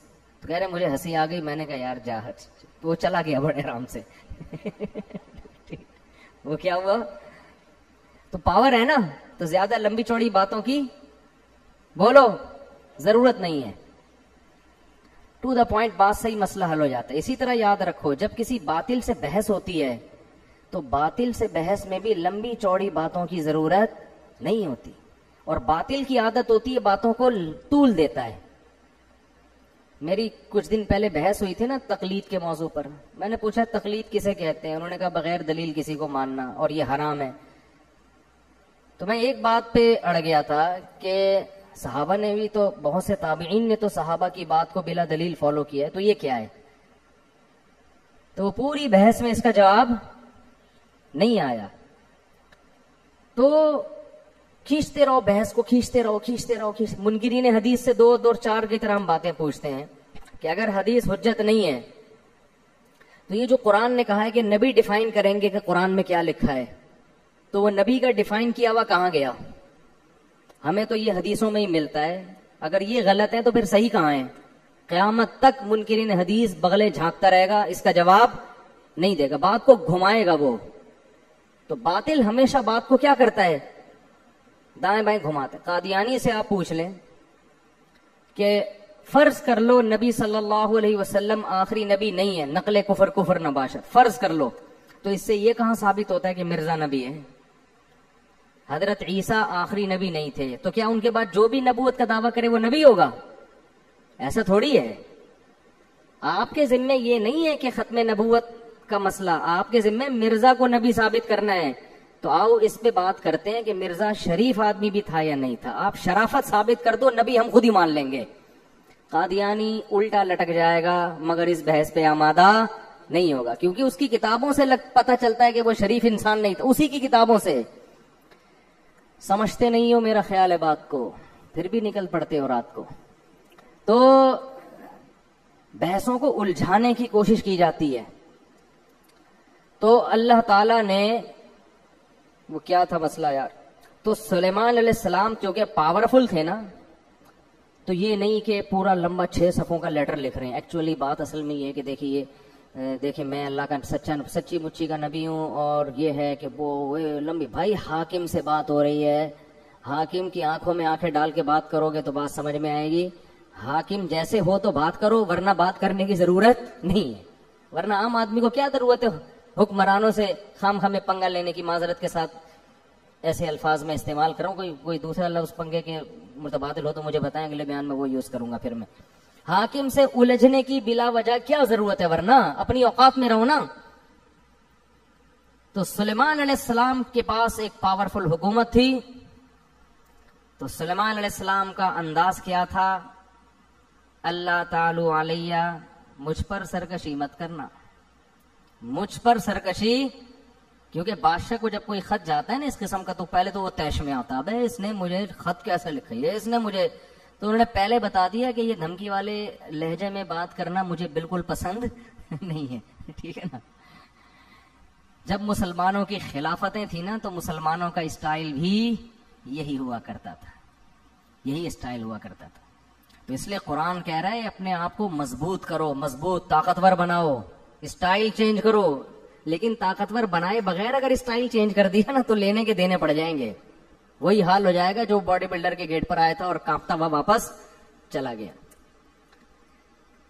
اللہ تعالی علیہ, سرکشی مت کرو, واتونی مسلمین, اور فرما بردار بن کے چلی آؤ. اس میں انہوں نے اسلام کی دعوت دے دی, کیونکہ اللہ کا لفظ استعمال کیا, الرحمن الرحیم, بڑا مہربان اور نہایت رحم کرنے والا. اس میں بتا دیا ملکہ سبا بڑی ذہین. میں کہہ رہا تھا نا اللہ نے عورتوں کو مردوں سے کم عقل دی ہے, مگر کچھ عورتیں مردوں سے زیادہ ذہین. ایک طرف ہم ملکہ سبا کو لیتے ہیں, ایک طرف فرعون کو لیتے ہیں. ملکہ سبا نے ایک خط پڑھا ہے, اس کی کھوپڑی میں بات آ گئی, اور فرعون کمبخت موسیٰ علیہ السلام نے خط نہیں بھیجا, موسیٰ علیہ السلام چل کے اس کے محل میں گئے ہیں. قرآن کہہ رہے قولا لہو قولا لینا, اے موسیٰ ان سے نرم بات کرنا, سختی سے بات مت کرنا. دھمکی آمیز لہجہ نہیں ہونا چاہیے, سختی نہیں, نرم بات, شاید اس کو نصیحت ہو جائے. ادھر سلیمان علیہ السلام کا انداز دھمکی آمیز تھا, ٹھیک ہے نا, نرم لہجہ نہیں تھا. دھمکی آمیز, سرکشی مت کرو, انسان بن کے ہے بھائی. مسلم کا معنی فرما بردار, جس کو اردو میں انسان کا بچہ بولتے ہیں. یہ کہتے ہیں نا بندہ, پنجابی میں کہتے ہیں بندے دا پتر, اردو میں کیا کہتے ہیں, انسان کا بچہ. انسان کا بچہ بن کے آ, انسان بن, بندہ بن, بندہ کہتے ہیں نا لاہور میں. تو موسیٰ علیہ السلام کا جو انداز بھی نرم, اور اکیلے نہیں گئے بلکہ ہارون علیہ السلام بھی آپ کے ساتھ. 2 بندوں کا اثر زیادہ ہوتا ہے. ادھر سلیمان علیہ السلام خود تو گئے نہیں, خط بھی کسی سفیر کے ذریعے نہیں, پرندہ جھولی میں ڈال کے آ گیا. بس بات پہنچائیے, وہ بھی دھمکی آمیز لہجے میں. کتنا فرق ہے دونوں کی مینٹل اپروچ میں. فرعون کو پھر معجزے دکھائے, جادوگروں سے مقابلہ کروایا. موسیٰ کلیم اللہ کو بچپن سے جانتا تھا کہ یہ جھوٹے نہیں ہیں, یہ شریف انسان ہے. کتنا کچھ کرنے کے بعد بھی ہزاروں معجزے دکھا دیے کمبخت, پھر بھی سمندر میں راستہ بنتے ہوئے دیکھ لیا کہ بنی اسرائیل اس راستے سے گزر رہے ہیں. یہ معجزہ ہے, یہ تو اللہ ان کی مدد کر رہا ہے. اور پھر بھی اس کی آنکھوں پہ پٹی کہ خود بھی اسی راستے میں گھس رہا ہے. اسے یہ نہیں پتا کہ بھئی یہ تیرے سامنے ان کے لیے بنا ہے, تیرے لیے تھوڑی بنائی ہے. کیا اللہ نے ذہانت دی ملکہ سبا کو, تو ملکہ سبا کی ذہانت دیکھیں نہ, تو فوراً تسلیم ہو گئی. کیونکہ بعض دفعہ خط بھیجنے والا نقل کفر, کفر نباشت, 2 نمبر بھی تو ہو سکتا ہے نا. بھائی بسوں میں لوگ چڑھتے ہیں نا, پہلے تبلیغ کی بات کرتے ہیں, نماز پڑھیں, زکوٰۃ دیں, پھر اپنا چورن کا ڈبی نکال کے بیچنا شروع کر دیتے ہیں. تو پہلے آدمی سمجھتا ہے ان سے زیادہ نیک دنیا میں کوئی نہیں ہے, پھر پتہ چلتا ہے اصل میں تو یہ چورن بیچنے کا ایک طریقہ تھا. تو 2 نمبر لوگ بھی تو ہوتے ہیں نا. تو ملکہ سبا کو یہ خطرہ تھا کہ کہیں ایسا نہ ہو کہ یہ جو بادشاہ جس نے مجھے اللہ کا نام لے کے مجھے دعوت دی ہے, ایسا نہ ہو کہ لیبل اللہ کا لگ رہا ہو، الرحمن الرحیم کا لگ رہا ہو، لیبل دین اور اسلام کا لگ رہا ہے اور مقصد حکومت کرنا ہو، مقصد لالچ ہو، یہ اور زیادہ ذہین ہونے کی علامت ہے۔ اگر فوراً رسپانس کرتی اچھا میں آ رہی ہوں، خود اس سے کہتی تم چلو میں پیچھے پیچھے آ رہی ہوں، بس تسلیم، تو یہ بھی بیوقوف ہونے کی علامت۔ بھائی پہلے تحقیق تو کرو یہ بندہ ٹھیک بھی ہے کہ نہیں ہے۔ اب ملکہ سبا میں ایک اور ذہانت، ملکہ سبا کی جگہ ہماری کوئی ملکہ ہوتی تو کیا کہتی؟ استخارہ نکالیں گے ہم بیٹھ کے۔ کیا کریں گے ہم؟ استخارہ نکالیں گے۔ آج بھی ایک صاحب آئے مجھ سے استخارہ نکلوانے کے لیے، تو استخارہ نکالیں گے، یوں آ گیا تو جائیں گے، یوں نہیں آیا تو نہیں جائیں گے۔ ملکہ سبا جانتی تھی بھائی کھوپڑی میں جو اللہ لوگوں کے دماغوں میں ڈالتا ہے وہ استخاروں میں نہیں نکلتا، استخارہ تو ایک دعا ہے۔ تو ملکہ سبا نے سارے اپنے مسٹنڈوں کو جمع، مسٹنڈے تو نہیں کہنا چاہیے، جو بھی درباری تھے نا وہ تھے تو مسٹنڈے، سارے بڑے بڑے جو فوج کے آفیسرز تھے، اس کے لیفٹیننٹ کرنل، جرنل، سارے جو بھی اس زمانے میں بہت مضبوط پاورفل گورنمنٹ تھی۔ قرآن کہتا ہے وَأُوتِيَتْ مِن كُلِّ شَيْءٍ، ہر چیز اللہ نے اس کو دی تھی، چھوٹی موٹی حکومت نہیں تھی، بہت پاورفل تھی۔ تو اس نے اپنے سارے جرنیلوں کو جمع کیا، آرمی کا اجلاس طلب کیا، آ جاؤ بھائی، اور کہنے لگی یا ایھا الملا، اے میرے، ملا کہتے ہیں جو اپر لیول کے لوگ ہوتے ہیں نا، جو گورنمنٹ میں بہت اونچی اونچی پوسٹوں پر ہوتے ہیں، ان سے ان کو بٹھا کے کہنے لگی انی القی الی کتاب کریم، میرے پاس ایک لیٹر آیا ہے خاندانی۔ مضمون سے اندازہ لگا لیا کہ بھیجنے والا بھی کیا ہے؟ چھوٹا موٹا آدمی۔ اگر چھوٹا موٹا ہوتا نا تو 6 صفحوں کا خط لکھا ہوتا اس نے، ایکچولی زیادہ ہوتا اس میں، زیادہ ہوتا ٹھیک ہے نا، اور پھر پھول وول بنائے ہوئے ہوتے، 2 گلاب کے پھول بھی خط کے اندر ڈالے ہوئے ہوتے۔ تو کیسے اس نے، ذہین کتنی تھی اندازہ لگاؤ۔ انی القی الی کتاب کریم، کریم کہتے ہیں عزت دار، میرے پاس ایک خط آیا ہے، خط سے لگ رہا ہے کہ یہ معمولی خط نہیں ہے، مختصر، ٹو دا پوائنٹ، اور دھمکی بھی اور دعوت بھی۔ یہ خط تو اس قابل نہیں ہے کہ اس کو پھاڑ کے پھینک دیا جائے، اس پہ ایک اجلاس ہونا چاہیے، اس پہ ایک اجلاس ہونا چاہیے۔ اور اس پھر کہنے لگی خط یہ ہے، بڑا وہ ترجمہ ہوتا ہوگا اس زمانے میں، ٹرانسلیشن کا انتظام ہوتا ہوگا، اگر زبان الگ الگ ہے تو قرآن تو واقعے کو شارٹ کر کے سناتا ہے نا۔ اور کہنے لگی انی القی الی کتاب کریم انہ من سلیمان وانہ بسم اللہ الرحمن الرحیم اللہ تعالی علی واتونی مسلمین، پورا خط پڑھ کے سنایا اور کہنے لگی یا ایھا الملأ افتونی فی امری، اے میرے ساتھ اٹھنے بیٹھنے والے لوگوں مجھے میرے معاملے میں مشورہ دو۔ یہ بھی ملکہ سبا کے خاندانی ہونے کی دلیل۔ مشورے سے فائدہ کیا ہوگا کہ اس کے تمام پہلو سامنے آ جائیں گے، پازیٹیو بھی، جو بھی ہم نے کرنا ہے ان میں ہر چیز کو ہم مشورے میں ڈسکس کریں گے اور اس کے ہر پہلو پہ غور کریں گے، پازیٹیو بھی اور نیگیٹو بھی، تو اس کے بعد ایک رائے قائم کرنا ہمارے لیے آسان۔ یہ اس کی دوسری دلیل ہے ملکہ سبا کے خاندانی ہونے کی۔ پھر کہنے لگی ما کنت قاطعۃ امرا حتی تشہدون، جب تک تمہاری رائے سامنے نہ آ جائے اس وقت تک میں کوئی یقینی فیصلہ نہیں کروں گی۔ یہ تیسری دلیل ہے کیا ہونے کی، قاطعۃ امرا کا مطلب میں اپنی رائے تو پیش کروں گی لیکن فیصلہ میں اس وقت کروں گی جب تمہاری رائے بھی سامنے آ جائے۔ تو ابھی جو میں رائے پیش کروں گی وہ میرا فیصلہ نہیں ہے، وہ رائے ہے، اور تمہاری رائے آنے کے بعد جو میں رائے دوں گی وہ رائے نہیں ہوگی بلکہ وہ آرڈر ہوگا۔ یہ اسٹائل مارکیٹ میں ملے گا آج کل آپ کو کہیں ہے بھائی، یہ ہمیں بھی اسٹائل سکھایا جا رہا ہے ٹھیک ہے نا، کہ ہم بھی اپنے فیصلے بولتے کیوں نہیں کریں، ہم سے قیامت تک کوئی فیصلہ ہوتا ہی نہیں ہے۔ آج قوت فیصلہ، ڈیسیژن پاور جسے کہتے ہیں نا، وہ مارکیٹ سے کیا ہو گئی ہے، شارٹ۔ سارے زندگی سوچتے رہتے ہیں کرنا ہے کہ نہیں کرنا ہے، کرنا ہے کہ نہیں کرنا ہے، کرنا ہے کہ نہیں، کوئی طریقہ ہی نہیں ہے نتیجے تک پہنچنے کا۔ قالوا نحن اولو قوت، وہ پاورفل لوگ تھے، سمجھدار لوگ تھے، انہوں نے بات کیا کی، انہوں نے کہا دیکھو بھائی نحن اولو قوت، ہم پاورفل لوگ ہیں، طاقتور لوگ ہیں، کمزور نہیں ہیں۔ کیا مطلب، اگر تو لڑائی کا آرڈر دے گی تو بزدلی نہیں دکھائیں گے۔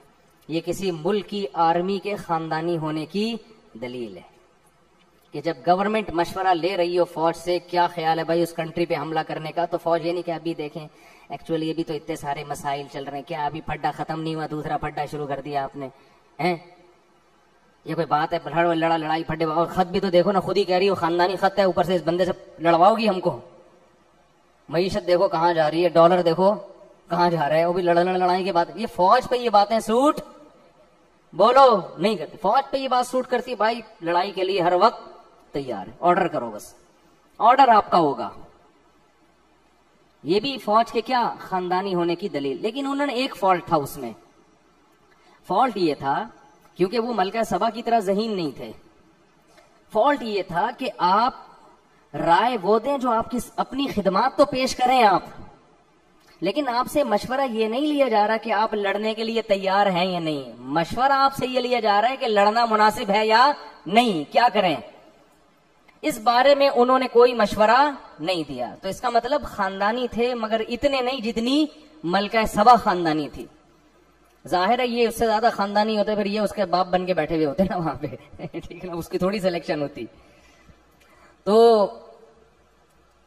والامر الیک، کہنے لگے ہم طاقتور لوگ ہیں، کمزور نہیں ہیں، لڑنے کے لیے ہر وقت تیار ہیں۔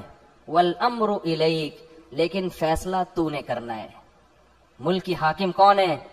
تو ہے۔ فانظری ماذا تأمرین، تو بتا تیرا کیا حکم ہے۔ ملکہ سبا بہت ذہین تھی، اگر وہ یہ کہہ دیتی کہ نہیں بھائی ابھی میرا لڑنے کا پروگرام نہیں ہے، اس میں دو نقصان تھے۔ ایک یہ کہ آرمی کہتی کہ بھائی اس نے فیصلہ جلد بازی میں کیا ہے، اس کو چاہیے کہ دوسرا پہلو بھی ہمارے سامنے، لڑنے کے فضائل بھی اور نہ لڑنے کے بھی ہمارے سامنے رکھے۔ دوسرا نقصان اس میں یہ ہوتا، یعنی پہلا تو یہ ہوتا کہ اس نے فیصلہ جلد بازی میں کیا ہے، دوسرا یہ ہوتا کہ یہ بزدل ہے، ہماری گورنمنٹ اپنے آپ کو بچانے کے چکر میں دوسروں کی دھمکیوں کو پی رہی ہے، تو یہ دونوں چیزیں امیج غلط جاتے ہیں۔ تو ملکہ سبا نے دونوں پہلو سامنے رکھے، اس نے کہا دیکھو بات یہ ہے کہ نہ تو میں لڑائی سے بھاگنے والی ہوں، نہ میں اس کی قائل ہوں کہ ہر صورت میں لڑیں، ہم دیکھتے ہیں کہ لڑنا اگر ہمارے لیے فائدے مند ہے تو لڑیں گے، نہیں لڑنا فائدے مند تو نہیں لڑیں گے۔ اب لڑنا فائدے مند کب ہے، نہیں لڑنا فائدے مند کب ہے؟ اگر طاقت کا مقابلہ طاقت سے ہو رہا ہے تو لڑیں گے، لیکن اگر یہ ویژنری آدمی ہے، اس کی دعوت صحیح ہے، یہ پیسے کے لیے حکومت کے لیے نہیں لڑ رہا، یہ خدا کے دین کو غالب کرنے کے لیے ایک اس کا نظریہ ہے، ایک تھیوری ہے، ایک نظریہ ہے، اس کے لیے لڑ رہا ہے، تو پھر ہم اس سے مقابلہ نہیں کر سکتے، کیونکہ اگر ہم نے اس سے مقابلہ کیا، فتح ہو گئی تو بلے بلے، شکست ہو گئی تو پھر یہ ایسی واٹ لگا کے رکھے گا نا ہماری، اور ایسا ستیہ ناس کرے گا کہ سوچ لو کہ عزت دار لوگ ذلیل ہو جائیں گے۔ تو یہ دوسرا آپشن بھی سوچ لو، کیسی خاندانی در خاندانی ہے کہ نہیں۔ تو کیا کہنے لگی؟ ان الملوک اذا دخلوا قریۃ افسدوها، دیکھو تم نے تو بات کر دی ہم لڑنے کے لیے تیار ہیں، لیکن بادشاہ لوگ جب لڑتے ہیں تو شکست میں کے ساتھ فتح کا خطرہ بھی ہوتا ہے، اور اگر ان کو فتح ہو گئی افسدوها، ملک کا بیڑا غرق کر دیں گے، وجعلوا اعزۃ اہلها اذلۃ، اور بادشاہوں کی عادت ہے ملک فتح کرنے کے بعد عزت دار لوگوں کو ذلیل بنا دیتے ہیں۔ میں بھی باندی بن سکتی ہوں، لونڈی بن سکتی ہوں، تم بھی سارے کیا بن جاؤ گے؟ قیدی بنو گے، غلام بنو گے۔ وَكَذَلِكَ يَفْعَلُونَ، یہ بھی کریں گے ایسا۔ لہذا ہم یہ تحقیق کرتے ہیں کہ یہ اہل حق ہیں یا اہل باطل۔ تو اب آپ مجھے بتاؤ کہ جو آدمی خامخواہ میں دھمکیاں دے رہا ہو، اس کے پیچھے کوئی ویژن نہ ہو، تو اس سے اس کا دنیاوی مفاد کے علاوہ کوئی مقصد ہوگا؟ ہے بھائی، خامخواہ میں ایک آدمی کسی کو تنگ کر رہا ہے، اس کا مطلب بھائی آپ اس کے وسائل پہ قبضہ کرنا چاہتے ہیں۔ ایک ملک جب دوسرے ملک پہ بھی لاجا حملہ کر رہا ہے، اس کا مطلب اس کے وسائل کس کے کنٹرول میں لانا چاہ رہا ہے؟ اپنے۔ اسلام کی لڑائی اس مقصد کے لیے نہیں ہوتی۔ تو اس نے یہ کہا انی مرسلۃ الیہم بہدیۃ فناظرۃ بما یرجع المرسلون، میں اس کے پاس ہدیے تحفے تحائف بھیجتی ہوں بڑے خاندانی اور قیمتی قسم کے۔ گورنمنٹ کے پاس جو گفٹ ہوں گے وہ چھوٹے موٹے نہیں ہوں گے.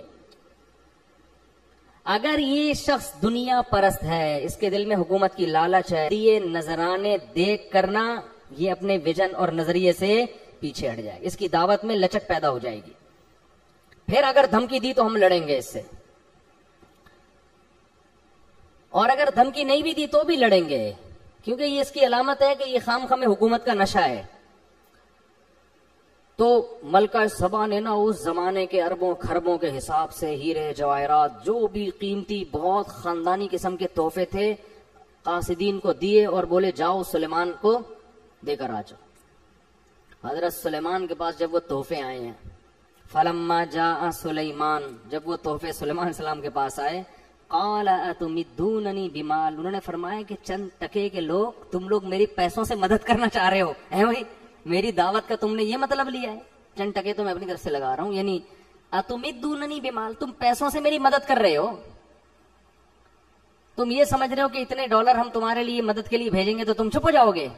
اتمدوننی بمال, پیسوں کے ذریعے میرا منہ مجھے چپ کرانا چاہ رہے ہو. فما آتانی اللہ خیر مما آتاکم, اللہ نے مجھے جو وسائل دیے ہیں نا وہ تم سے کروڑہ گنا زیادہ دیے. ارجع الیہم, پتلی گلی سے نکل, پتلی گلی سے واپس, قاصد کو کہنے پلٹ جا واپس, اور ملکہ سبا کو جا کے بول کہ اب دوسرا خط نہیں آئے گا, ہدہد کے اور بہت سارے کام ہیں ہمارے پاس. ہدہد اس کام کے لیے فارغ نہیں بیٹھا ہوا کہ خط و کتابت ہی کرتا رہے. فَلَنَأْتِيَنَّهُمْ بِجُنُودٍ لَا قِبَلَ لَهُمْ بِهَا, اب اس کو بول اب خط نہیں آئے گا, اب فوج آئے گی. جیسے خادم حسین رضوی نے کہا تھا نا, غوری آیا, وہ تو کچھ زیادہ ہی ہو گئی تھی, لیکن قرضہ معاف کروانے کا ایک بہترین طریقہ تھا, بٹن دباؤ غوری آئے. خیر, فَلَنَأْتِيَنَّهُمْ بِجُنُودٍ لَا قِبَلَ لَهُمْ بِهَا. مجھے لڈن جعفری کے مرنے کا جتنا افسوس ہوا ہے نا, کیونکہ رمضان میں بڑے زبردست چیزیں آتی رہتی تھیں, مختلف چیزیں آتی رہتی تھیں, آدمی فریش ہوتا رہتا تھا ان کو دیکھ کر. انہوں نے کہا تھا کہ جو لوگ میرے خلاف میم بنا رہے ہیں کوئی بات نہیں, میرے ڈائلاگ دنیا میں چل رہے ہیں, تو میں سمجھا تعریفیں کر رہے ہیں میم بنانے والوں کی نا, خوش ہیں. آخر میں کہتے ہیں اصل میں ان کا اوپر کا اسکرو ڈھیلا ہے.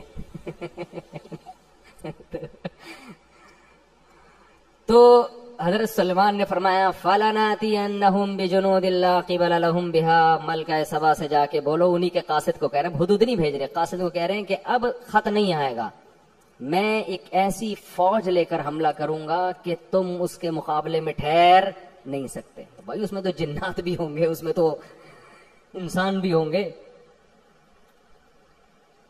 اور وَلَنُخْرِجَنَّهُمْ مِنْهَا أَذِلَّةً وَهُمْ صَاغِرُونَ, اور ہم ان کو ان کے ملک سے ذلیل کر کے نکالیں گے, اور یہ سب عزت دار لوگ رسوا ہو جائیں گے. پھر ہم اتنے عزت سے نہیں, لڑائی ہوگی تو پھر لڑائی کا انجام تمہیں پتہ ہے کیا ہوتا ہے. تو جب وہ دھمکی پہنچی ہے نا, ملکہ سبا نے دوبارہ مشورہ کیا, انہوں نے بولا بھائی یہ بندہ لالچی نہیں ہے, چلو مذاکرات کے لیے چلتے ہیں سلیمان کے پاس. بات کیا ہے بھائی, یہ نہیں کہ جنگ کے لیے چلتے ہیں, بلایا جا کے بات چیت کرتے ہیں, کیا مسئلہ ہے بھائی, ٹھیک ہے نا. تو قرآن کہہ رہا ہے کہ حضرت سلیمان کو اطلاع مل گئی کہ ملکہ سبا وہاں سے چل پڑی ہے. حضرت سلیمان علیہ السلام چاہتے تھے کہ ملکہ سبا کو ہم نے دعوت دینی ہے, لڑائی کے بغیر ہی کام بن جائے تو زیادہ اچھا ہے نا. اسلام حدیث میں آتا ہے کہ لا تتمنوا لقاء العدو, دشمن سے لڑائی کی تمنا کبھی بھی مت کرو. جنگ اسلام میں کوئی پسندیدہ کام نہیں ہے, کوشش کرو کام جنگ کے بغیر ہو جائے. فرمایا فَإِذَا لَقِيتُمْ فَاصْبِرُوا, ہاں اگر جنگ مسلط ہو جائے تو پھر صبر کرو. وَاعْلَمُوا أَنَّ الْجَنَّةَ تَحْتَ ظِلَالِ السُّيُوفِ, اور یقین کر لو جنت تلواروں کی چھاؤں میں رکھی ہے اللہ نے. کیسی زبردست حدیث ہے. تو حضرت سلیمان بھی چاہتے تھے کہ خامخواہ میں جنگ نہ ہو. اگر بھئی آرام سے یہ مسلمان ہو جاتی ہے تو کیا ضرورت ہے ہمیں جنگ کرنے کی, اور یہ مسلمان ہوگی تو پوری قوم نیچے مسلمان ہو جائے گی. تو سلیمان علیہ السلام نے ارادہ کیا اس کو اپنے کچھ معجزے پہلے سے دکھائیں, تاکہ وہ دیکھ کے یقین کر لے کہ یہ انسان کے بس میں نہیں ہے, ان کے ساتھ کون ہے, اللہ ہے, اور یہ اللہ کے سچے نبی ہیں. اس کے لیے سلیمان علیہ السلام نے ترکیب یہ سوچی کہ ہم ایسا کرتے ہیں کہ ملکہ سبا کا اتنا بڑا عالی شان تخت, ہیرے جواہرات اس میں جڑے ہوئے اور ٹنوں من اس کا وزن, وہ کسی جن کو ٹھیکہ دو پہلے ہی اٹھا کے لے آئے وہ. تو جب وہ یہاں آ کے دیکھے گی تو حیران ہو جائے گی نا. تو یہ کام تو انسان کے بس میں ہے نہیں. اس زمانے میں جہاز تھوڑی تھے، جو ہوائی جہاز ہیں یہ تھوڑی تھے اس زمانے میں، اور شپ کے ذریعے آنے میں تو کئی مہینے لگ جاتے تھے. اس لیے سلیمان علیہ السلام نے اپنے دربار میں کہا یا ایھا الملأ ایکم یاتینی بعرشھا قبل ان یاتونی مسلمین. ہاں بھائی، تم میں کوئی ایسا بندہ ہے، کوئی ایسی مخلوق بیٹھی ہوئی ہے جو ملکہ سبا کے یہاں پہنچنے سے پہلے، اس کو بھی کئی مہینے لگیں گے یا 1 مہینہ یا 2 مہینہ لگے گا، تو اس کے یہاں پہنچنے سے پہلے کون اس کا تخت اٹھا کے لے آئے گا؟ قرآن کہتا ہے یہ ظاہر ہے انسان کے بچے کا کام نہیں ہے. قال عفریت من الجن انا آتیک بہ قبل ان تقوم من مقامک. ایک جن کھڑا ہوا. عامل لوگ بڑے خوش ہوں گے، دیکھو جنات کے پاس ایسے اختیارات ہیں، وہ یہ بھی کر سکتے ہیں. جن کے پاس ایسے اختیارات ہوتے ہیں، لیکن جن آپ کے اختیار میں ہو ایسی کوئی رپورٹ ہمارے پاس نہیں ہے. جن تو بہت کچھ کر سکتا ہے، مگر وہ آپ کے مشورے پہ کرے گا ایسا نہیں ہے. اگر کر رہا ہوتا نا تو آپ کی خستہ حالت. میں کہتا ہوں ان عاملوں سے جو کہتے ہیں کہ ہم سنگ دل محبوب کو قدموں میں لا سکتے ہیں، اس کو بولو پٹھان ہوٹل سے تو 2 پراٹھے لا کے دکھا دے. جن کے ذریعے سنگ دل محبوب کہاں سے لائے گا قدموں میں؟ تو جن تو طاقتور ہوتا ہے مگر وہ انسانوں کے کنٹرول میں نہیں ہوتا. تو وہ صرف سلیمان علیہ السلام کے کنٹرول میں تھے. تو جن نے کہا میں آپ اس کی بات کر رہے ہیں کہ وہ یہاں پہنچے گی پھر تخت آئے گا. ارے آپ کی مجلس برخاست ہونے سے پہلے تخت آپ کے سامنے. قرآن کہتا ہے قال الذی عنده علم من الکتاب. ایک بزرگ بیٹھے ہوئے تھے سلیمان علیہ السلام کی محفل میں. وہ پیغمبر نہیں تھے، امتی تھے. ان کے پاس کتاب یعنی زبور کا علم تھا. اس سے پتہ چلتا ہے بھائی اللہ کی کتاب کا علم بھی کتنی بڑی فضیلت ہے. اللہ فضیلت میں بیان کر رہا ہے جن کے پاس اللہ کی کتاب کا علم. اس لیے قرآن کو سمجھ کے سیکھو. قرآن کا علم ہونا یہ اللہ کی بہت بڑی نعمت ہے. تو وہ نیک تھے. تو انہوں نے کہا سلیمان علیہ السلام سے انا آتی کا بھی قبل ان یرتد الیک طرفک. حضرت یہ جن کہہ رہا ہے کہ مجلس برخاست ہونے سے پہلے میں آپ کی پلک جھپکنے سے پہلے حاضر کروں گا. یہ کہا اور تخت سامنے حاضر. نہیں آ رہی بات سمجھ. یہ واقعہ اگر صرف فضائل اعمال میں لکھا ہوتا تو فضائل اعمال کے پہ جو کفر اور شرک کے فتوے لگے ہوئے ہیں ان فتووں میں ایک اور اضافہ ہو جاتا کہ دیکھو انسان کے بس میں تو یہ ہے نہیں، یہ تو شرک پھیلا رہے ہیں. تو یہ واقعہ قرآن میں لکھا ہے. اس سے پتہ چلتا ہے کہ اللہ تعالیٰ بعض مرتبہ کسی بزرگ کے ہاتھ پہ کوئی ایسا محیر العقول کام کر دیتے ہیں جو اسباب کی دنیا میں ممکن نہیں ہوتا. اس کو کرامت کہتے ہیں. یہی کام اگر نبی سے ہو تو اس کو معجزہ کہتے ہیں، بزرگوں سے ہو تو اس کو کیا کہا جاتا ہے؟ کرامت. اور یہ کچھ بھی ہو سکتا ہے. اس میں ہمارا عقیدہ یہ ہے کہ یہ ہاتھ بزرگ کا استعمال ہوتا ہے، کام بزرگ نہیں کر رہے ہوتے. اللہ نے بزرگوں کو ایسے اختیارات نہیں دیے، نہ پیغمبروں کو دیے نہ بزرگوں کو دیے ہیں. پیغمبر کا معجزہ بھی اللہ کی طرف سے ہوتا ہے، پیغمبر کا دخل نہیں ہوتا اس میں. مردوں کو حضرت عیسیٰ زندہ کرتے تھے تو حضرت عیسیٰ نہیں کرتے تھے، بلکہ کون کرتا تھا؟ اللہ کرتے تھے. حضرت عیسیٰ تو صرف کہتے تھے. تو اللہ نے ان بزرگ کے ہاتھ پہ کرامت ظاہر کی. تو اسی طرح فضائل اعمال میں جو درجنوں واقعات لکھے ہیں ان بزرگ نے یہ کر دیا، ان بزرگ، یہ کرامت کے واقعات ہیں. ان کو شرک کہنا اس لیے درست نہیں ہے کہ ان میں ان بزرگ کی طرف مجازی نسبت ہے. حقیقت کون کر رہا ہے؟ اللہ. ہاں، کرامت کا واقعہ اگر مستند کتاب میں لکھا ہو یا مستند ذریعے سے پہنچے تو اس کو مانو. بیان کرنے والا مستند نہیں ہے تو پھر اس کو مت مانو. اب فضائل اعمال میں جو کرامتیں لکھی ہوئی ہیں وہ جن کتابوں سے لی گئی ہیں، وہ کتابیں اگر مستند ہیں تو کرامت کا واقعہ بھی درست. کتابیں مستند نہیں ہیں تو کرامت کا واقعہ درست نہیں ہے. اور دوسری بات یہ کہ جو لوگ فضائل اعمال کے خلاف کلپ بناتے ہیں ان سے کہو اصل کلپ تو اس کتاب کے خلاف بننا چاہیے جس کتاب سے فضائل اعمال نے وہ کرامت لی ہے. اس کتاب کے خلاف کوئی کلپ بنانے کے لیے تیار نہیں ہے، کیونکہ وہ کتابیں بڑے بڑے محدثین کی لکھی ہوئی کتابیں ہیں، اور محدثین کو برا بھلا کہیں گے تو لوگ ان کو جوتے ماریں گے. تو اس لیے انہوں نے فضائل اعمال کو پکڑا ہوا ہے. نہیں یار، یہ سمجھ میں میرا خیال ہے بات.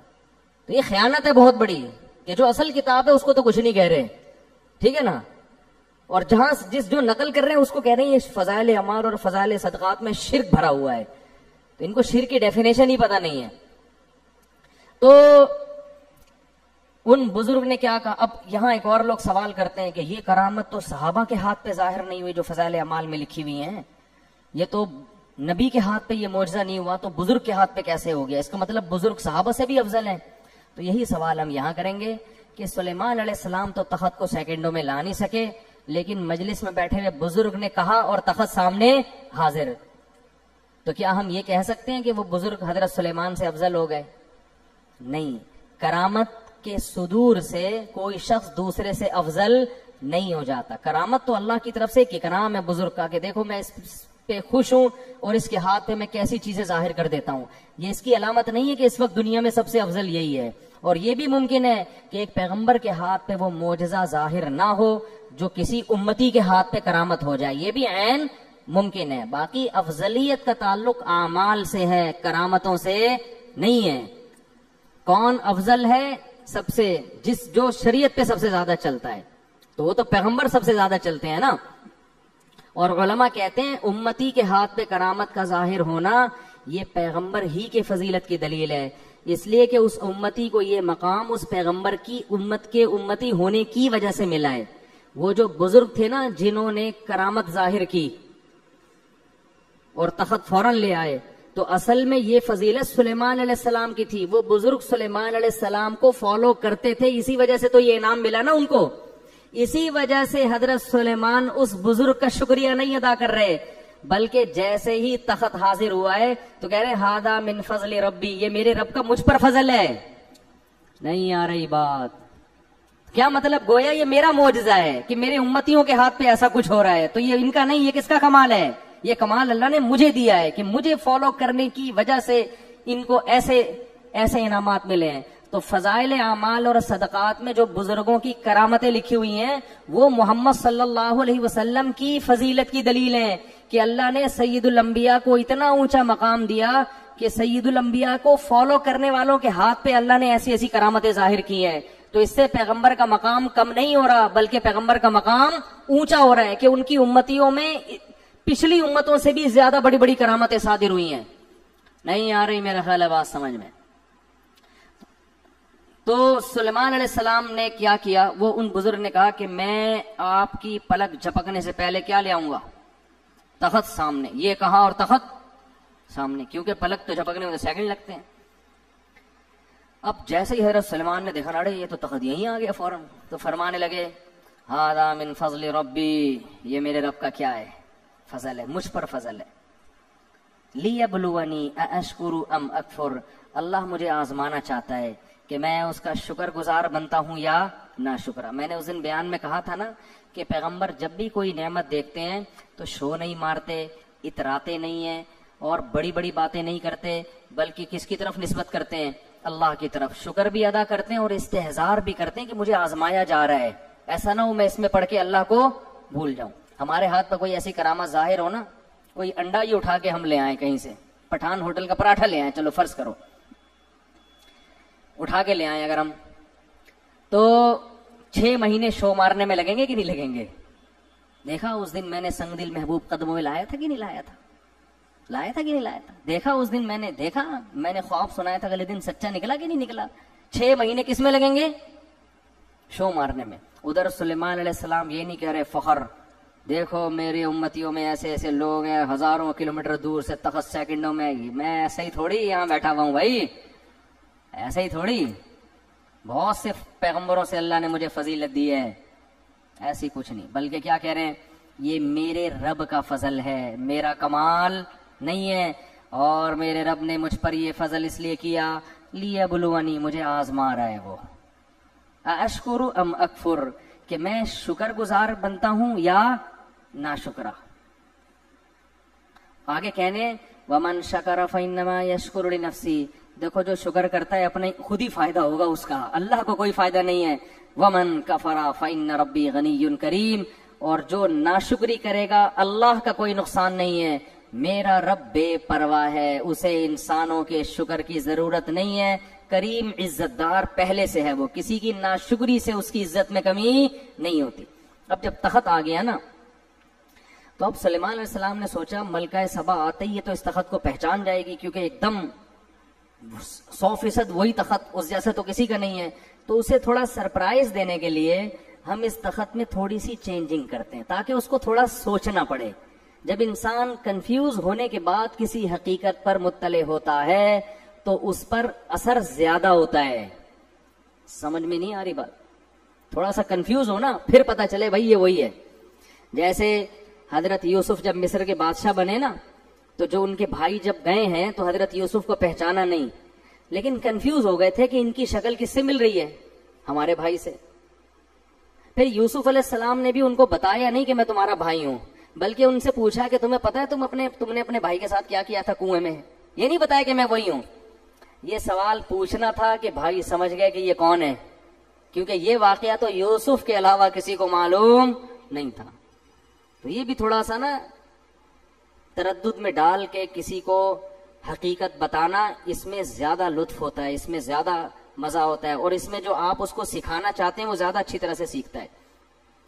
تو سلیمان علیہ السلام نے کہا نکروا لہا عرشہا، ذرا اس کا جو تخت ہے اس کی سیٹنگ تھوڑی سی کیا کر دو، چینج کر دو. یہ والا نٹ بولٹ تھوڑا وہاں لگا دو، یہ والا وہاں لگا دو، اس طرح کر دو. جب ملکہ سبا وہ مہینوں کا سفر کر کے پہنچی ہے تو سلیمان علیہ السلام نے ملکہ سبا سے کہا اچھا ہمارے ہاں کوئی متعصب قسم کے صوفی ہوتے تو کہتے حضرت آپ لیڈیز سے بات نہ کریں. یہ بھی ایک طبقہ ہے ہمارے ہاں جو تقوی میں اتنا آگے نکل جاتا ہے. ایک طرف تو ایسا لبرل طبقہ ہے جنہوں نے پردہ ہی ختم کر دیا کہ مرد اور لڑکیاں ساتھ بیٹھ کے گپے ماریں. میں جب بھی ٹیلی ویژن کے کسی پروگرام میں جاتا ہوں پہلے یہ ان کو آرڈر دیتا ہوں میرے ساتھ کسی لڑکی کو بٹھانے کی اجازت نہیں ہے. اس کی میں نے بہت سختی کی ہوئی ہے. یہ علماء کے وقار کے خلاف ہے کہ جوان لڑکیاں بن ٹھن کے آئی ہوئی ہیں مفتی صاحب سے انٹرویو لے رہی ہیں. تو آپ پردے کی تبلیغ کیسے کرو گے دنیا کے سامنے؟ ہاں اس پہ جو ہے نا کال پہ کوئی انٹرویو ریکارڈ کرا کے، میرے کچھ انٹرویو ایسے ہیں جس میں یہ دکھایا کہ کوئی لڑکی مجھ سے انٹرویو لے رہی ہے، وہ سامنے نہیں بیٹھی ہیں، وہ انہوں نے مجھ سے ویڈیو انٹرویو ریکارڈ کروا کے پھر چلایا اس اسٹائل میں کہ جیسے ایسا لگ رہا ہے کہ وہ سامنے میرے بیٹھی ہوئی ہیں. تو وہ ایڈیٹنگ ہوئی ہے.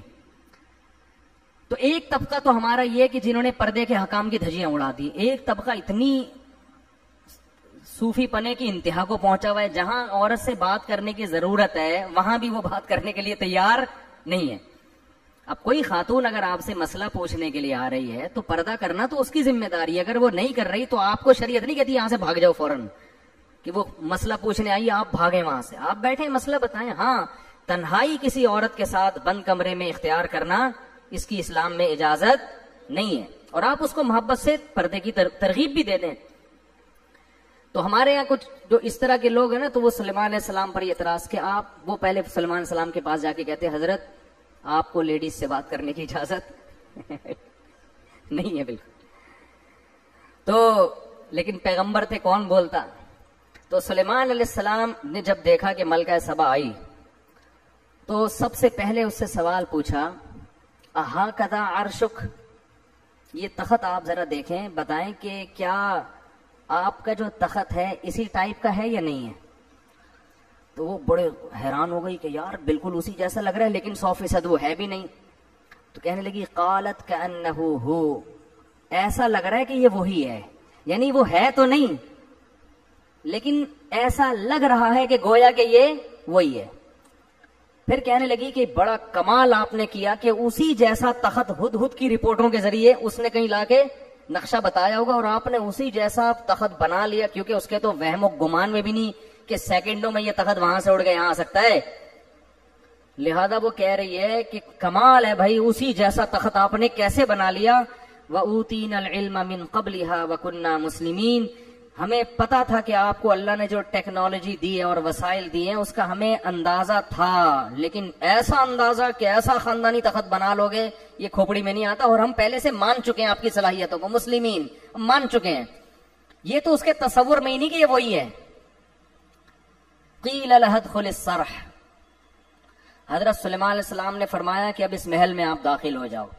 تو محل کا فرش حضرت سلیمان نے ایسا خاندانی بنایا تھا نا، ایسی ٹیکنالوجی استعمال ہوئی تھی کہ وہ فرش دیکھنے میں پانی لگتا تھا کہ پانی ہے جس میں لہریں بن رہی ہیں، اتنا شیشے کا چمکدار. تو وہ جو ہے نا اس نے کیا کیا، فلما رأته حسبته لجة. اچھا اس سے یہ بھی پتا چلتا ہے کہ اللہ نے اگر آپ کو وسائل دی ہیں تو اچھا گھر بنانا، اچھا ڈیکوریٹ کرنا گھر کو، لائف اسٹائل کو ذرا لگژری بنا لینا، یہ شریعت کے خلاف نہیں ہے. کوئی صوفی وہاں پر ہوتا، نالائق ٹائپ کا صوفی، وہ پہلے تو حضرت سلمان کے ملکہ سبا کی سے بات چیت پر اس کو اعتراض ہوتا، ایک آپ نامحرم سے بات کیوں کر رہے ہیں آپ، ٹھیک ہے نا. دوسرا اعتراض اس کو یہ ہوتا ہے کہ یہ کیا ہے بھائی، یہ کیا ہے تخت مخت، آپ نے بھی تخت بنایا ہوا، آپ کا اتنا عالی شان تاج ہے، اور یہ آپ نے اتنے خوبصورت فرش بنائے ہوئے ہیں، ٹائلیں لگائی ہوئی ہیں فرش کے اوپر، ایسا خاندانی فرش کے دیکھنے میں کیا لگ رہا ہے، پانی لگ رہا ہے. اس زمانے میں ایسا شیشہ بنا لینا کہ پانی لگے، وہ تالاب لگے، یہ کیا بھائی، آپ کو تو ایک جھونپڑے میں رہنا چاہیے، ایک پرانے سے بوسیدہ کپڑا پہن کے اللہ اللہ کرنا چاہیے، یہ کیا ہے بھائی. جب اللہ نے وسائل دیے ہیں تو یہ بھی بولو ٹھیک، اور جب نیت اچھی ہو تو اور زیادہ ٹھیک. نیت کیا ہے بھائی، دنیا پہ جو روب اور دبدبا پڑے گا وہ جھونپڑے دیکھ کے نہیں پڑے گا، وہ اسی دنیا کا اسٹائل یہی ہے. لینڈ کروزر میں کسی کے ہاں رشتہ لینے جاؤ فوراً ملے گا، گدھے پہ بیٹھ کے جاؤ گے کیا خیال ہے، ملے گا؟ تو جب رشتہ نہیں ملتا بھائی گدھے پہ بیٹھ کے جانے میں، تو کوئی حکومت آپ سے کیسے تسلیم ہو جائے گی آپ کے سامنے؟ غلیلیں لے کے میدان میں جا رہے ہیں لڑنے کے لیے. تو اسی وجہ سے ہمارے نبی نے بھی اس کا بڑا اہتمام کیا ہے. جب کوئی وفد ہمارے نبی سے ملنے آتا تو آپ اپنے لباس کو چینج کرتے، اچھا لباس پہنتے، اپنے بالوں میں کنگھی کرتے. اور پھر جو دوسرے ملکوں میں آپ سفیر بھیجتے نا مذاکرات کے لیے، ان کی پرسنالٹی بڑی زبردست تھی. جتنے سفیر نبی صلی اللہ علیہ وسلم نے دوسرے ملکوں کے لیے بھیجے ہیں، ان میں مفسرین کہتے ہیں دو چیزیں قدر مشترک تھیں. ایک ان کی پرسنالٹی، خوبصورت بہت تھے، قداور تھے. دوسرا بلاغت بہت تھی، بات کرنا جانتے تھے، آواز اچھی تھی، بات بہت اچھی، کیونکہ اس سے بڑا اچھا میسج جاتا ہے. اب کسی ایسے آدمی کو بھیج دیا جو حقلا رہا ہے وہاں جا کے ہے بھائی، یا اس کی پرسنالٹی نہیں ہے، تو اس سے امیج اچھا نہیں پڑتا. یہ جو تھے رضی اللہ عنہ، یہ بھی سفیر تھے دوسرے ملکوں میں. یہ اتنی پرسنالٹی، اتنے خوبصورت تھے کہ حضرت عمر نے اپنے دور خلافت میں ان پر مدینہ آنے پر پابندی لگا دی اور کہا اگر مدینہ آئے تو چہرہ ڈھانپ کے آئیں، کیونکہ بہت سی عورتوں کو ان کو دیکھ کے فتنہ ہونے لگا تھا. یعنی مدینہ آتے نا تو جن عورت کی ان پہ نظر پڑتی اس کے بارے میں خطرہ ہوتا کہ یہ کوئی ان پہ فریفتہ نہ ہو جائے، عاشق نہ ہو جائے. ایسی خوبصورت پرسنالٹی نبی نے روم اور کسرا کے بادشاہوں کے لیے رکھی ہوئی تھی، ان کے پاس بھیجتے تھے. تو جب محل میں داخل ہوتے ہوں گے اور نبی کا پیغام پہنچاتے ہوں گے تو وہ غور سے سنتا ہوگا کہ نہیں سنتا ہوگا. تو دنیا اسباب کا ہے نا. ہاں دوسری طرف حضرت بلال بھی ہیں. حضرت بلال کو آپ صلی اللہ علیہ وسلم نے سفیر نہیں بنایا لیکن مؤذن بنایا. ان کو بتایا کہ تمہارے قدموں کی آہٹ کہاں سنتا ہوں میں؟ جنت میں. تو شکل کی وجہ سے آخرت میں کوئی وہ نہیں ہوگا، لیکن دنیا کا اصول یہ ہے کہ دنیا میں یہ چیزیں ویلیو رکھتی ہیں، اور نبی نے بھی ان چیزوں کا خیال کیا. دیکھو ہمارے آرمی میں اصول کیا ہے کہ ISSB کلیئر کرنے میں بندے کی پرسنالٹی بھی دیکھی جاتی ہے. یہ انگریز کا بنایا ہوا قانون ہے جو بڑا ٹھیک قانون ہے کہ بھائی جو آفیسر ہوگا نا اس کا کم از کم اتنا قد ہونا چاہیے. وجہ کیا ہے کہ آفیسر کی پرسنالٹی نہیں ہے، پرسنالٹی اس کے ماتحت کی ہے. تو ماتحت بولے گا میرے سے تو 3 فٹ تو میرا فوجی آفیسر تو 3 فٹ کا تو آفیسر ہے میرا، میں اس کو ایک ٹھڈا ماروں 6 کلابازی کھا کے وہاں گرے گا. وہ اطاعت نہیں کرے گا. اطاعت انسان ہمیشہ کس کی کرتا ہے؟ جو آپ سے برتر ہو. یہ انسان کی نیچر ہے. تبھی تو عورت کو حکم دیا ہے کہ اس کا نکاح اس سے برتر میں ہونا چاہیے، اس سے کمتر میں. یہ اسلام کا حکم ہے کہ عورت کا نکاح اس کے پیرالل یا اس سے افضل میں ہو، اس سے کمتر میں نہ ہو. کیونکہ شوہر سر کا تاج ہے، وہ عورت اس کی اطاعت کرے گی. اگر عورت یہ کہے گی کہ یہ تو مجھ سے بھی کمتر ہے تو وہ اس کو اپنا سر کا تاج نہیں بنائے. اگر PhD لڑکی کی شادی دوسری کلاس میں بھاگے ویسے کر دیں گے، میٹرک میں بھاگے ویسے کر دیں گے، تو وہ لڑکی ذہنی طور پر اس کو اپنا میاں بولو نا نہیں مانے گی. بے جوڑ کی شادی تبھی تو پھر طلاقیں ہو رہی ہیں. یا تو وہ پھر کوئی اس میں کوئی ایسی خوبی ہو جو اس کے عیب کو چھپا دے. میٹرک فیل ہے، بھاگا ہوا ہے، لیکن کوئی دوسری خاصیت اس کے اندر بہت زیادہ ہے. تو کوئی نہ کوئی ایسا خوبی ہو جو اس کے عیب کو کی تلافی کرے. اگر عیب ہی ہیں پھر وہ جوڑ کے شادی نہیں ہے. تو اس کے اسلام نے بھی ان چیزوں کا بڑا حکم دیا ہے. لوگ سمجھتے ہیں بس اسلام پر عمل کرو تو بس چھوڑ دو دنیا کے سارے اصول, بس مکھنچوں کی طرح زندگی گزارو, ایسا نہیں ہے. تو خیر جلدی سے میں بات کو سمیٹ کے ختم کرتا ہوں. کیا بات چل رہی تھی پتہ نہیں کہاں سے کہاں پہنچ گئے ہم. تو وہ سفیروں کا نا, ہاں تو وہ ملکہ سبا کو حضرت سلیمان نے کہا یہ تخت, یہ جو ہے نا یہ فرش, اس پہ آؤ, محل میں داخل ہو. تو ملکہ سبا نے کہا یار یہ تو پانی ہے, تالاب ہے یہاں, اس میں کیسے چلوں گی.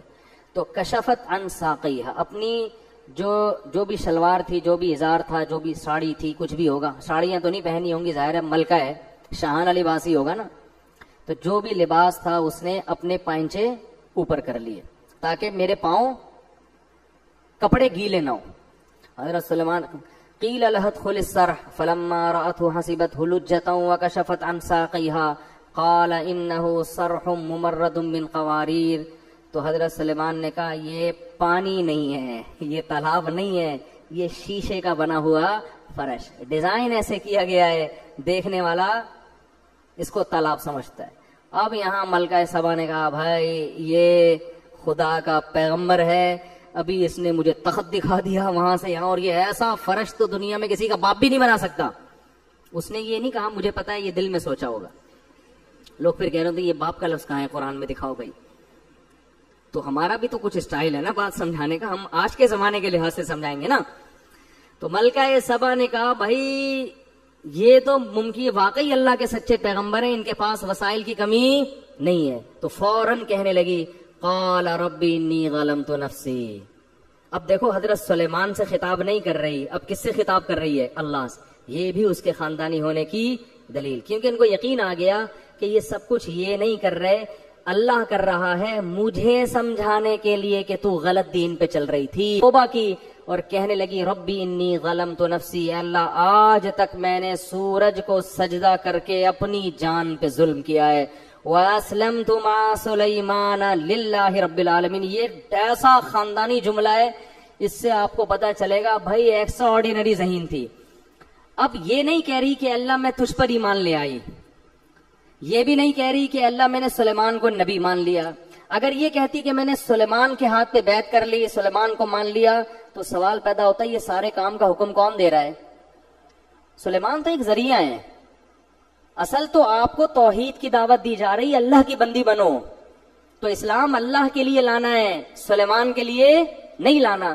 لیکن اگر سلیمان علیہ السلام کا ذکر بالکل ہی شارٹ ہو جاتا تو یہ ناشکری بھی ہے کہ جو ذریعہ بن رہا ہے ہدایت کا, اس کو اس موقع پر اپنے کلام سے بالکل کیا کر دیا, خارج. تو دونوں چیزوں کی رعایت کر کے اس نے اپنے خاندانی ہونے کا ثبوت دیا اور کہنے لگی ربی انی ظلمت نفسی, اے اللہ میں نے اپنی جان پہ ظلم کیا. وَأَسْلَمْتُ مَعَ سُلَيْمَانَ لِلَّهِ رَبِّ الْعَالَمِينَ. اے اللہ میں بھی سلیمان کی طرح سلیمان کے ساتھ اس رب پر ایمان لے آئی جو تمام جہانوں کا پالنے والا ہے. میں بھی اس صف میں سلیمان کے ساتھ شریک ہو گئی ہوں, کھڑی ہو گئی. یہ تو پہلے سے تھے, میں بھی ان کی فہرست میں شامل ہو گئی. تو اللہ نے جہاں بھی پیغمبروں کے واقعات ذکر کیے نا, اکثر نالائق قومیں, اکثر نالائق, اکثر کیا 99.9%. قوم عاد کو دیکھیں, قوم ہود کو دیکھیں, قوم عاد کو دیکھیں, قوم سمود کو دیکھیں, قوم لوط کو دیکھیں, قوم ابراہیم کو دیکھیں, قوم فرعون کو دیکھیں, اصحاب مدین کو دیکھیں, سب تباہ ہوئے. کچھ قومیں ایسی ہیں جو گنی جا سکتی ہیں جنہوں نے عقل اور شعور کا مظاہرہ کیا, جذباتی پن سے ہٹ کر پیغمبر کی دعوت پہ شعور کے ساتھ غور کرنا شروع کیا.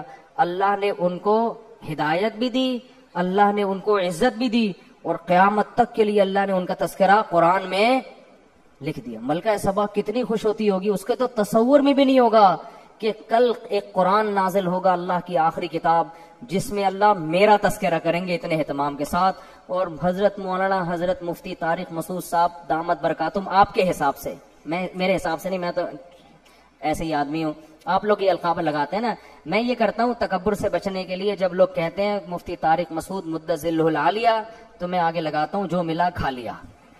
مدظل العالیہ کی دو قسمیں, ایک تو سچی مچی کے ہوتے ہیں جو بزرگ ہوتے ہیں, اور ایک ہوتے ہیں دامت برکاتہم العالیہ جو ملا کھا لیا. تو یہ والے ہم دامت برکاتہم ہیں. تو اس کو تصور میں بھی نہیں ہوگا کہ کل محمد صلی اللہ علیہ وسلم پہ اللہ کلام نازل کرے گا اور اللہ میری حکومت کا اور میرے اسلام لانے کا تذکرہ کرے گا. اللہ کو اس کا یہ عمل اتنا پسند ہے, اس کی کھوپڑی کیونکہ صحیح استعمال کی ہے, جذباتیت کا شکار نہیں, اور اس کے تصور میں بھی نہیں ہوگا کہ کل یوٹیوب کے مفتی طارق مسعود صاحب الفلاحی مسجد میں بیٹھ کر میرے خاندانی ہونے کے اتنے ثبوت پیش کر رہے ہوں گے.